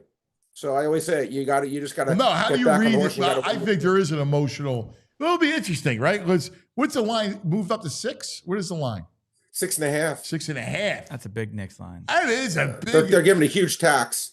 Huge tax. I like Indiana again. 2.5 point tax here. Yeah. Actually, if the Knicks won that game, this line would probably be sitting at 3.5, 4. So they're probably taxing you 2.5, 3 points because of the must-win factor. But again, I'm always someone to say, does that mean the Pacers just are going to go there and be like, you know what, just take this game, guys. We'll take in a Broadway show. We're not going to try. I'm like, there's 7 games left in the NBA season for you to win a championship. I don't know why the Pacers be like, all right, just take this one.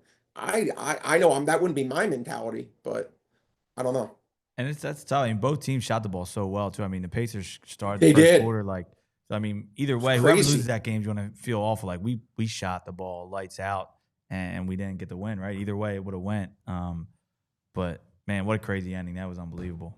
Yeah, I think Neesmith is one of the most underrated players, Anthony. You look at his stats. This guy shoots 43, 44 from 3. He shoots 90 plus from the line. No one knows about. Good defensive player. He's just one of those, again, because he's on Indiana and no one ever talks about him. But he's every time I watch him, like, yeah, this guy's an effective good ball player. player. I'd love to have a real guy like good that. ball player. Yeah, I'm with you. You know who else people sleep does a lot on of all the things time? well. Not for nothing, but TJ McConnell off the bench. He played well again. Love him. He's a great bench My favorite player, guy. man. And people, because of the The process best. and stuff, like The best bench player. he's such a good role player. He comes in, gives you The energy. best. He's going to pick up. No matter what, he's going to play defense. He's going to play. And he's capable of scoring 10 to 12 points. Yes. He's tremendous. Tremendous. He's like, he's a great backup quarterback in the NFL. Like you could, if they were to lose Halliburton, again, now maybe not over 82 games, but they lose Halliburton in a certain, like the Nick Foles situation. He could come in and absolutely put up 17 points, 12 assists, 4 steals, and you're like, holy smokes, who needs Halliburton? That's a great comp. Great comp. It was like Dellavedova in those Cavs years that kind of stepped up. Yeah. Right? This gritty player. Wow, But the difference is, great. Dellavedova, but you know what, though? Dellavedova, you're right, had a nice run for a couple years, but TJ's done it for 10, 12. The consistency of TJ McConnell has been incredible. You know, he's done it year after year after year. Dellavedova had a nice 4-year stretch, you're right. TJ McConnell, those done it for double that, if not more. Yeah, you're spot on. And I think with the Pacers, they're deep. Like the Knicks, you know, these guys they're playing the Very whole game. deep. Pacers are playing 9 guys every game. Every game. That's the difference of the two teams.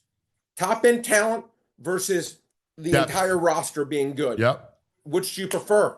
You know, and it's interesting. It's very close.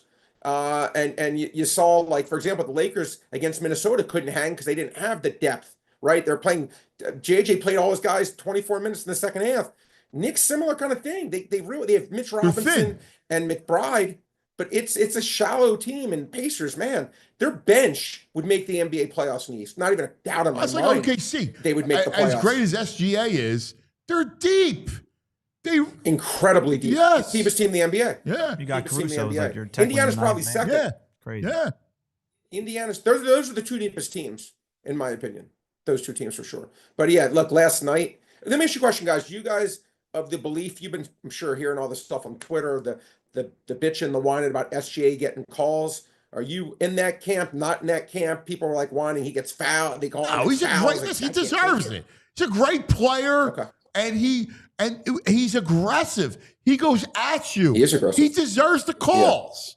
I don't believe he's you. a throwback too. The mid-range game is a lost art, and he gets to a spot. I love that. See, I love that. I like the guys who don't shoot the threes. Like Jimmy Butler doesn't shoot threes. SGA doesn't shoot threes. I hate the three. He had 38 points last night. Shot 2 threes. He's 1 for 2. It's amazing. I love it. It's amazing.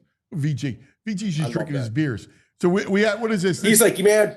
This is why. Like, you had to bring up Durant, Brad. You had to bring up Durant. Yeah, I need whiskey with Durant when you bringing him up.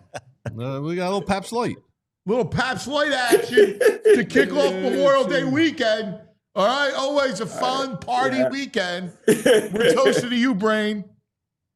Oh, I appreciate that. That's delicious. Nice little Pabst Light. Yeah. Delicious. Remember Pabst Light? Yeah. Hey, it's good like beer, man. Beachbody for the summer. Yeah, Brad. Not a beer guy, but I do remember Pabst, yeah. I try. You don't do the beers, do you? Beer, tequila, coffee. 3 things I never acquired the taste for that everyone likes. Wow. That's wild. You're a whiskey man, though, right? Yeah, I do like whiskey. Yeah. All right. Yeah, let's roll in the hockey for a second. Because, wow, Florida. Oh, my God. Yeah, wow. I hate that team. They're so good. So good. They just wrecked. Carolina couldn't get nothing going. Domination. Like I said, I hate both. I guess it is, teams. Andy, when you talk about matchups. I guess it's just a bad matchup for Carolina for whatever. I mean, I know you're a big matchup. But it's funny, one of my best friends is a big hockey guy, and he told me, I go, this should be a great series. He goes, actually, no, it's not going to be a good series at all. I'm like, what? I go, it's going to be a great series. He's like, no, he goes, this is an atrocious matchup for the Canes. They're not going to score any goals. Yeah. He goes, this is the worst matchup for them. They're going to score 0-1 goal every game. He goes, I think it's going to be a sweep. Wow. Are you nuts? Yeah. And he's been right through 2 games. Yeah. We'll see if it's 2 more. No, but you can see they can't generate any.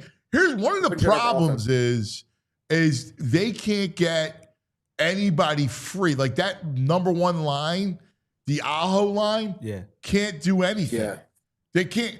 They're look at the Florida second line. Bennett, right? Like they had 8 points last night. Yeah, no, they're just deep and they're tough. They're gritty. That's what happened to the Capitals against them. Can't do anything. They got him in straitjackets. This was like watching the Capitals against Carolina. They can't do. If you're Carolina, you know what's crazy? You hear this stat? Listen to this, guys. The Carolina Hurricanes have lost. This is unbelievable. Have lost 15 straight conference final games. What? They haven't won a game. I've never seen a stat like that. Oh my God, I didn't know that. They've gone swept. Talk about futile. They just get swept when they get to conference. Wow, you're right. They do. Right? Now that I think about it, they do. They get swept every. Oh my God, I I figured they won one game That's here. impossible. No, I saw it yesterday on Twitter. I couldn't believe it. That's I couldn't believe unreal. it. You could have knocked me over with a feather. That was maybe the craziest set I've ever. 15 straight is insane. 50, that's insane. That was just wow, Oh my God. insane. All right, tonight, the Oil and the Stars. Great game. That's a great series. Because, listen, a great Edmonton series. dominated the first two periods, dominated.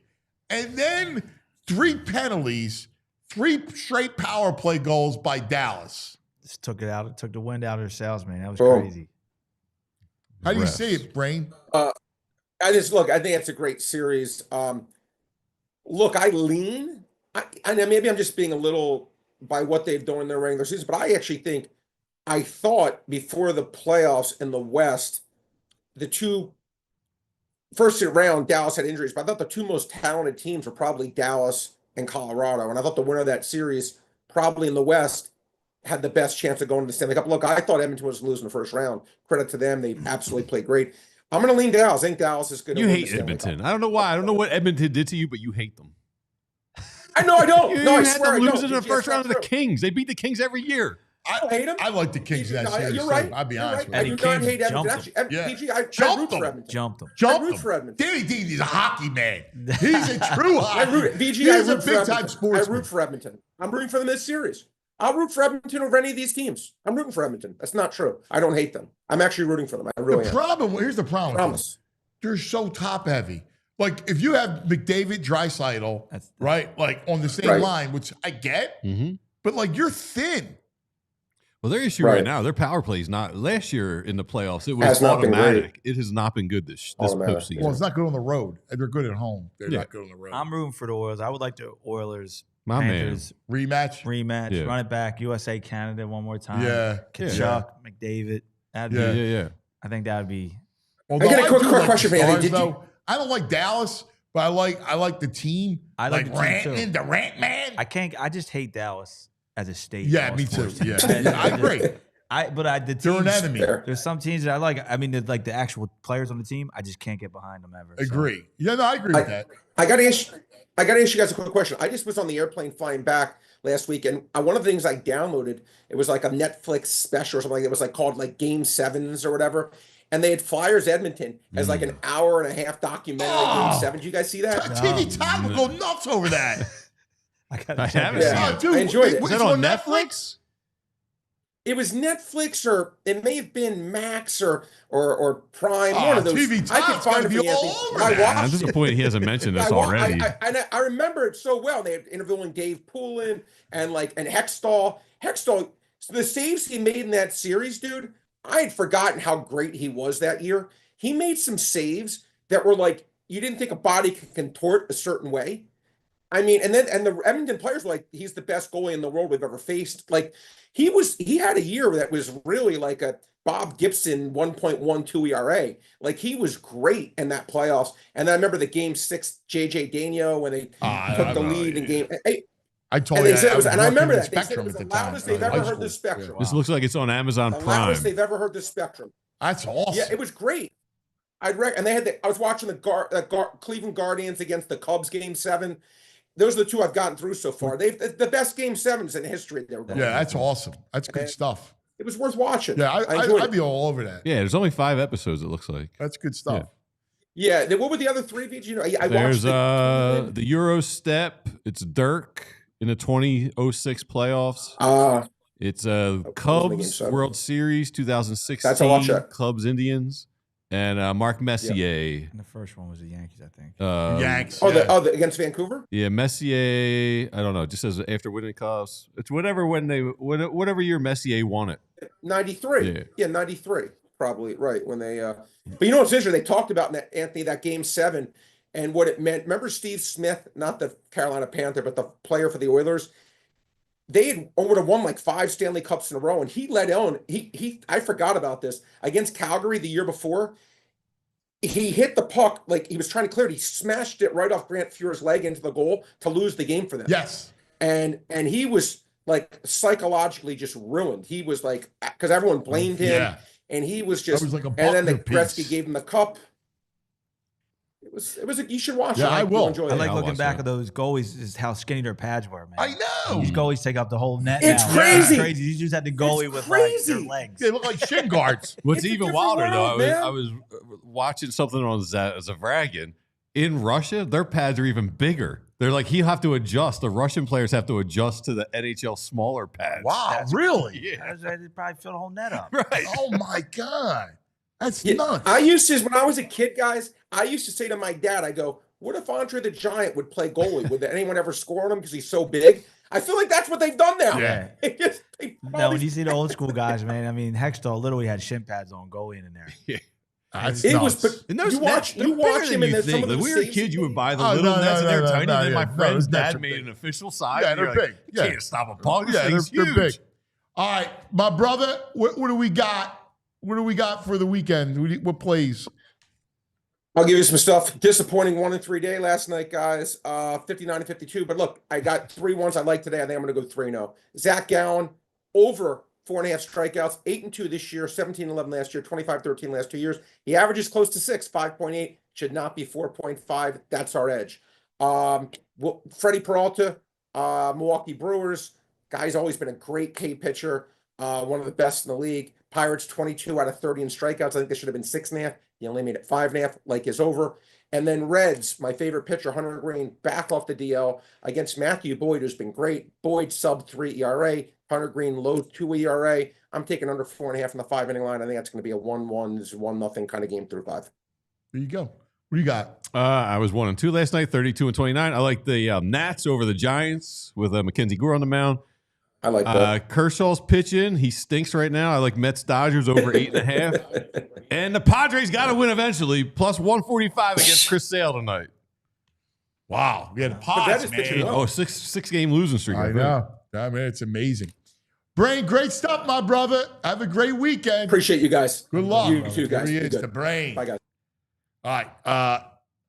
Now, as every Friday, giving us what to watch, our man, TV Todd. Act like a man. You can't handle the truth. It's time for TV time. I know you were loving that hockey talk, buddy. Yeah, you know that series was produced by Messier. Now you tell us. Are Now you you tell serious? us. Wow, Messier produced the series? He did. He's got He his own did. production company?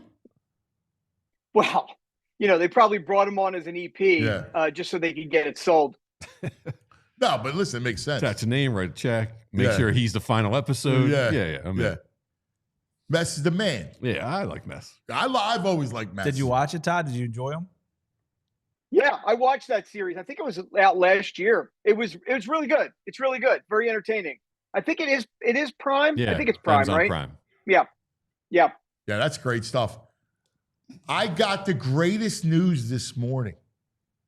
Scrolling through Instagram. Oh, dude. What popped up? I know what you're going to say. Yeah, I had to bring it up. My favorite show in the history of television has just stopped filming. White It Shadow? wrapped filming. No.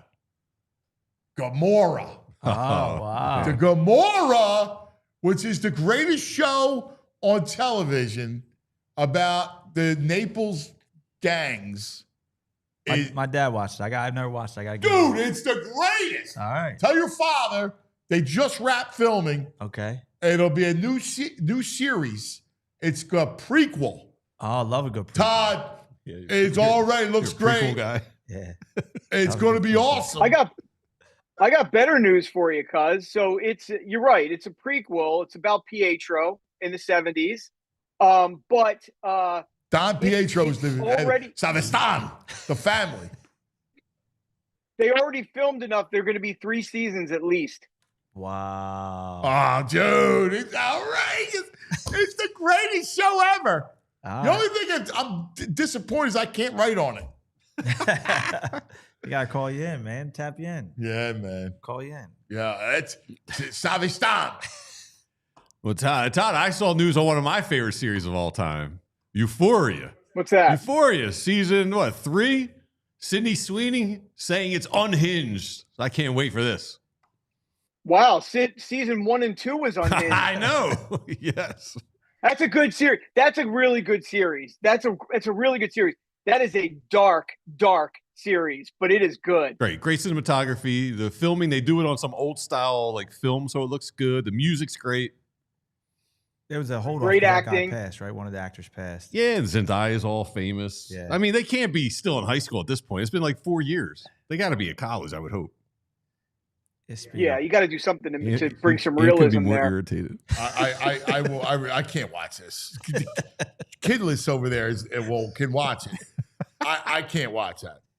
I'm no interest in it. It's a hard one. Yeah. It's a hard one if you have kids. If you have kids, it's a hard one because I of the won't watch subject it. matter. If you have like rich kids out in Southern California, I mean, it's different growing up around here. Nah, than it is out I mean, there. it's still kids. They're children. I ain't watching. Come on, man. Hey, VG. So high speaking school of, AD's not watching that. I've never watched it. I've You've never heard of watched it? No, I just Oh, know about man, it. I've yeah. never watched it. Yeah, Brian. VG. What's up? Speaking of dark, I need to get your review on this because I pushed it hard, and I'm not sure how the world's going to respond to it. Friendship. You saw it in the theaters, right? Dude, I loved it. It is Awesome. awkward, weird, dark, hysterical. I love that I saw a movie that didn't involve law enforcement, spies, guns, chases, just human beings. Fascinating, great dialogue, great situations. I thought it was amazing. Friendship. Oh, I gotta watch it. I didn't see it. I mean, I can't imagine. What's his name? Tim Robinson. Yeah, I can't Tim imagine Robinson. he's a normal guy where you can just hang out like this and talk because he's so weird in every skit and movie he's in. I can't imagine he's a normal guy. I remember you. Well, you know what's pushing that. funny? Yeah, I'm telling you, I think VG said it perfectly. The originality of a film like this is just so refreshing. It's creepy and dark and weird and funny. And I saw it too in the theaters, and it was packed, and the audience could not stop laughing. Yeah, people from were the beginning laughing to out the loud end. during the movie. Yep. Yeah, it's really, really, really good. And he's a talented dude. He's a former SNL writer. He's the star of I Think You Should Leave. He's the star of Detroiters. The guy's blowing up. But Paul Rudd is Rudd's awesome great. in it. Yeah. And he was one of the few guys, Tim Robinson, he's one of the few people who got hired as a cast member of SNL. And they're like, you're just too weird and a bad actor. So we're going to make you, we love your ideas. You just be a writer. And they transitioned him to the writer's room.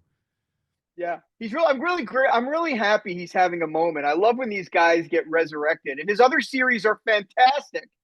So this is a movie. I hope people will see it. I know it's playing now more wide. It's at King of Prussia and other places now. I hope people will go see it. Yeah. Totally agree. Can I tell you? Can I just rail on the movie? Sure. This known as. I freaking hated that movie. First of all, oh wow, there's a lot of hype going in on that. 30 minutes in, I looked at my wife and I went, "I'm out," and she's like, "Turn that off." Is it corny? It's horrible. It's the worst. Horribly written, cliche. Oh. And if you're Italian, you would hate it. Disrespectful. It's Even all me? cliche. Even I'll hate it? Well, I don't know what you are, but it's terrible, awful. I hated it. Bree, if you don't know, we're like related, me and Anthony. We're our genealogy, our ancestors come from the same I don't know how. small town in southern Italy. Actually, what town? Well, if you're comfortable saying, I'm from, my grandparents are from, great grandparents, Vica del Gargano. Oh, no. He was like the king. His family was like monarchs there. My family were peasants. Does Bree join the Cosettes or no? Does she jump in on the songs? No, she's not ready She for the doesn't want to Cosette do yet. it. She don't want to do it. All right. Yeah. Anyway, I had to get off my chest that stinking known as Well, Vince Vaughn. I know. Stop, Vince Vaughn. I know exactly what you're saying, but like I reminded you via text, here's the thing you and I have to remember as content creators. That show was #1 on Netflix for weeks. People love it. So it's not our taste exactly, People don't know. but you got to remember, you got to write for other people Right for the sometimes. masses. Yeah, it's the people that don't know. They don't know what it's like, so they make it up.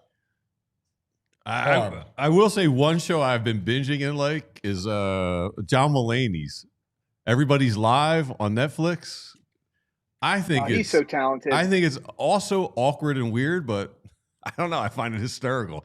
The episode with Bill Hader was great. Episode with David Letterman's good. I like he takes these random phone calls from listeners or watchers live. I think it's really entertaining show. Well, yeah, you compare that to like the standard talk show format that's out there. I don't even know who the hell watches that stuff anymore. But he is talk about a talent. That guy, if you're into comics, and I love listening to comics on podcasts, talk about the business itself, the comic business. When they ask people, like I think they just asked maybe Sarah Silverman or someone like that, who are the best stand-ups today? Who are the top of the game? Mulaney is always listed as the top of the game. All right, take it away, expert. Hey, before I get into a couple things that are new, we said we would do this, and I want to follow up on one point about the Madden movie. So the Madden movie had some controversy this week. They were filming. Did you hear this story? Yeah. I don't understand how, but yeah. Yeah. Well, David O. Russell, the director's David O. Russell. He's an amazing director. He did, Silver Lining Playbook. He's just really, really good. He's directing, and he has an earpiece and probably there with a script supervisor, but they do a bit of improv. And there was a cast member on the show, on the movie, not Christian Bale or Nicolas Cage, a cast member that they're not even disclosing who it was. And he was feeding dialogue that included the use of the N-word. And apparently this cast member stormed off, a whole thing. They're trying to get the cast member back. But the reason it's kind of a weird story is apparently everybody knew that word was in the dialogue, but the cast member kind of freaked out. And why this is an interesting story is because you have that going on the set right now, but you got to remember, Nicolas Cage and Christian Bale are both method actors. So they stay in character all the time. And if you ever work on a set with method actors, I've been around them, it is creepy and weird. So I can only imagine that going on, plus this controversy. This whole movie could just blow up. It's got the potential to just blow up at some point. That's wild. That's crazy. You could just see her. The K's is batted. Oh my God. Boom. What are you? Get your ass back in the game. Yeah. They haven't released any clips from it yet, but I'm telling you, I think it's going to be really good. I think it'll be great. Like those two. Yeah. Oh my God. That's wild. I know. I'm pretty excited. So, a couple things going on this week. It's Memorial Day weekend, so you have the big blockbusters that are filling the theaters, the Lilo and Stretch, and the new Stitch. See, that's how much I don't follow those movies. The bro is probably he's going to be all over that this weekend. Yes. But Mission Impossible, it's not really my thing, but it's filling 100 screens. So that's all going on. Like the seventh one movie how many have they done? It's like 7 or 8, and it's the final one, allegedly. So, did you guys see the clip that's going around with Tom Cruise when he visited the movie theater and he's hanging out with all the staff? And he's popcorn like a maniac. Yes. I don't even think he's really eating popcorn because you don't see it go in. He's just throwing, and there's nothing going in. He's just chomping. He's a thrower. Oh, he's a total thrower. He's an Yeah. aggressive thrower, but it's not even going in his mouth. I gotta find it. I just love that clip is going around. It made me laugh so much. Looks like a loser. Say what you want about that guy. He's a legend. The only other movie in the theaters that I think people are really interested in seeing, and I know poor Frazier, if he can get out of bed, he would be go seeing in the theaters, is the last Final Destination movie, Bloodlines, it's called. And that is a series of 7 films. But this one is a standalone. You don't need to see the others. It's getting incredible reviews, and people are loving it. And that's the big one for kooks like me that love all the horror stuff. So that's a big one in the theaters this weekend. That's cool. Is there any update? Do we have a date on Peaky's, the movie for Peaky's? That's mine. I love Peaky's. No. No? No date on that. They're keeping that under wraps. And I've heard a couple different rumors from the camps there that there may be 2 movies. They may be releasing it like in two parts. Saw that 2 parts. So that could be pretty cool. Yeah. I get Gamora and Pinky back. I'm happy. Documentary this weekend I'm very excited for. It has a connection to us talking about the Cheech and Chong movie we talked about a few weeks ago. It's called Pee-wee as Himself, and it's a Paul Rubens documentary. Nice. He did 40 hours of interviews before he passed away. He passed away right before the last one. And people don't know about this guy. They think of him as just Pee Wee Herman, right? And they think of him getting caught in the movie theater and all that stuff. This guy has a really interesting life and an interesting career in comedy and improv and the intersection with Cheech and Chong and some of the big performers. I'm excited for this. This documentary is getting a lot of buzz. So it's 2-parters. It comes out on Max starting today. HBO Max, we can say it now, HBO Max. So I'm pretty excited for that. There's also a series that came back that I'll ask you a trivia question. What drug movie was Pee Wee Herman in? I know. You know? I think. What do you got? I don't know this. Yes! My man. Well, you got good taste. That's good. That's good. Johnny Depp. Yes. Yeah, Johnny Depp. He played his Connect. Yeah, he's one of the Connects. Did you know that, BG? Individual. I did not. Blow's a great movie, man. It is a great Blow movie. was a good movie. I saw it. I've enjoyed it, but yeah, I didn't know he was in it. Paul Rubens. That's a good one. That's a movie that I've heard rumors of a remake. I can say on that it's one. a great movie. Yeah. Depp was awesome. Like, he was great at it. He was really good. Yeah. He was great. Yeah. He was at the top of his game when that one's out. He's a great actor. Donnie Brasco was incredible. He was a great actor. He was awesome. Donnie Brasco. Playing was true. Donnie. Yeah. I was with him until he went pirate. After the pirate, I was like, He kind of went off the deep end a little bit. He jump loved shark playing the with the pirate. character and Yeah. stuff. But, man, he was great. Donnie Brasco. Fantastic. I think they were like years apart. I think they were like relatively close. Donnie Brasco. Yeah.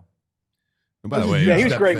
What's eating? Mission Impossible comes in at 2 hours and 49 minutes of Mission Impossible.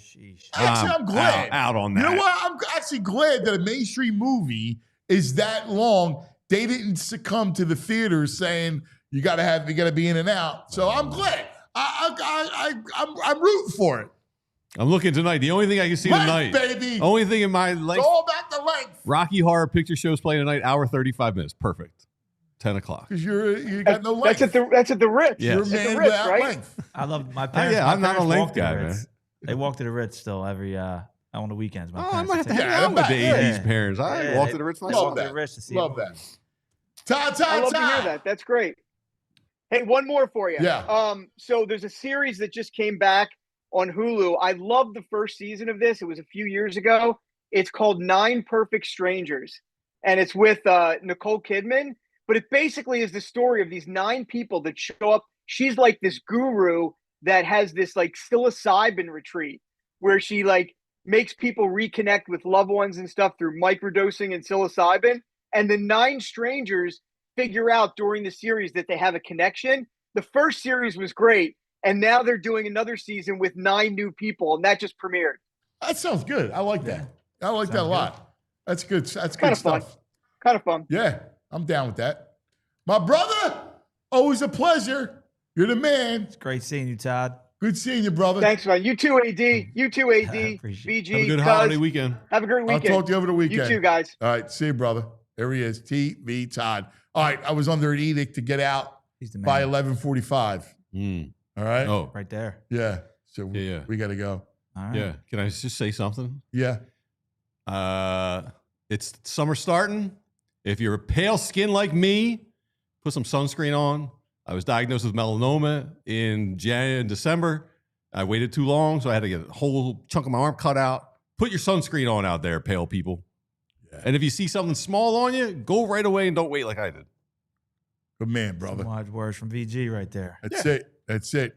All right, listen, have fun down the shore. Yes, sir. Be safe. Yeah. All right. You guys ever want to come down? All right, Bree, excellent We'll do it every work. weekend. Excellent job. Nice work, Bree. You're Great, fun great to be work. with. Thank you. Great work, Joey. Joey. We love you guys. Have a wonderful weekend. We'll see you on Tuesday. We all silly like the mayor.